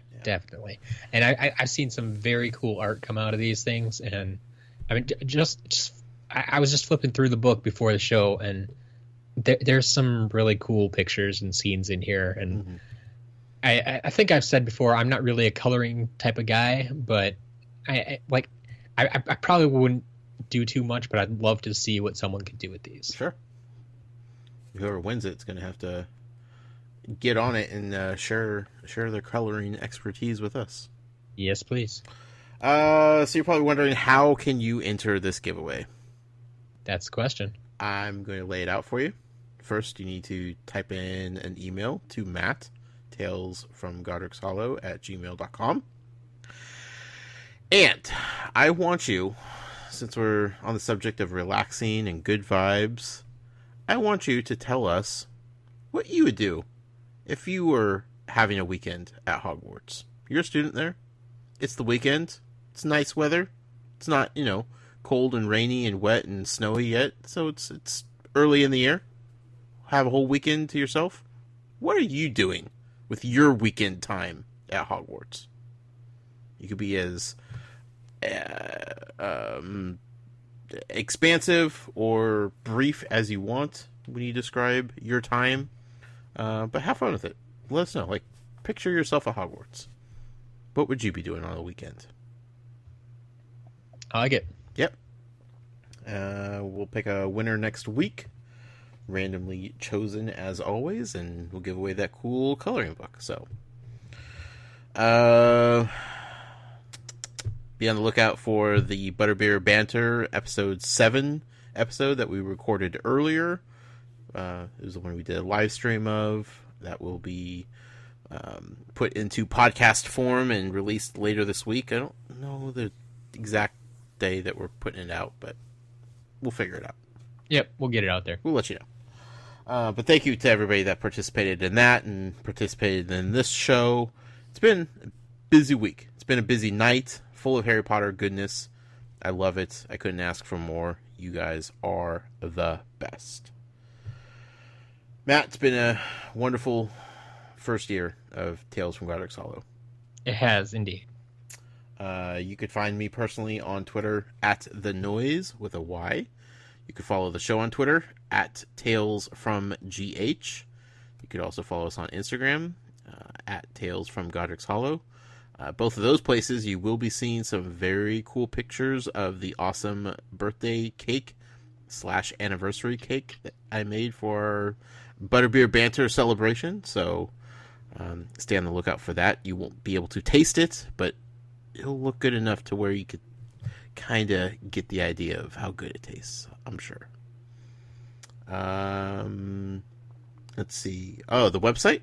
You can find the show notes, all that good stuff, talesfromgodricshollow.com. And if you'd like to support us, like so many of you amazing people already are, like our two headmistresses, Marissa and Mel B, and everybody else over there, you could do so over on Patreon, patreon.com/Tales from Godric's Hollow. Matt, where can the people find you? You can always find me personally on Twitter at As a Matter of Matt. Or if you want to be like so many lovely people this week and every week have been doing, send me an email, whether it be a weekly email for the show or to enter an iTunes giveaway, or if you want to enter the other giveaway we have for this week. All sorts of stuff going on all the time. Email is open all week, talesfromgodricshollow@gmail.com. Fantastic. Thank you once again to everybody out there for allowing us to do this for an entire year, to get halfway through the series, to get this far into everything. It's been an absolute honor and a pleasure to do this journey with all of you. It's incredibly special, and I can't thank you enough. Matt, thank you once again for getting me to do this in the first place. Without you, we wouldn't be here, and I sincerely mean that. Here's to another year, many, many more after that. Until next time, Muggle out. Mischief managed.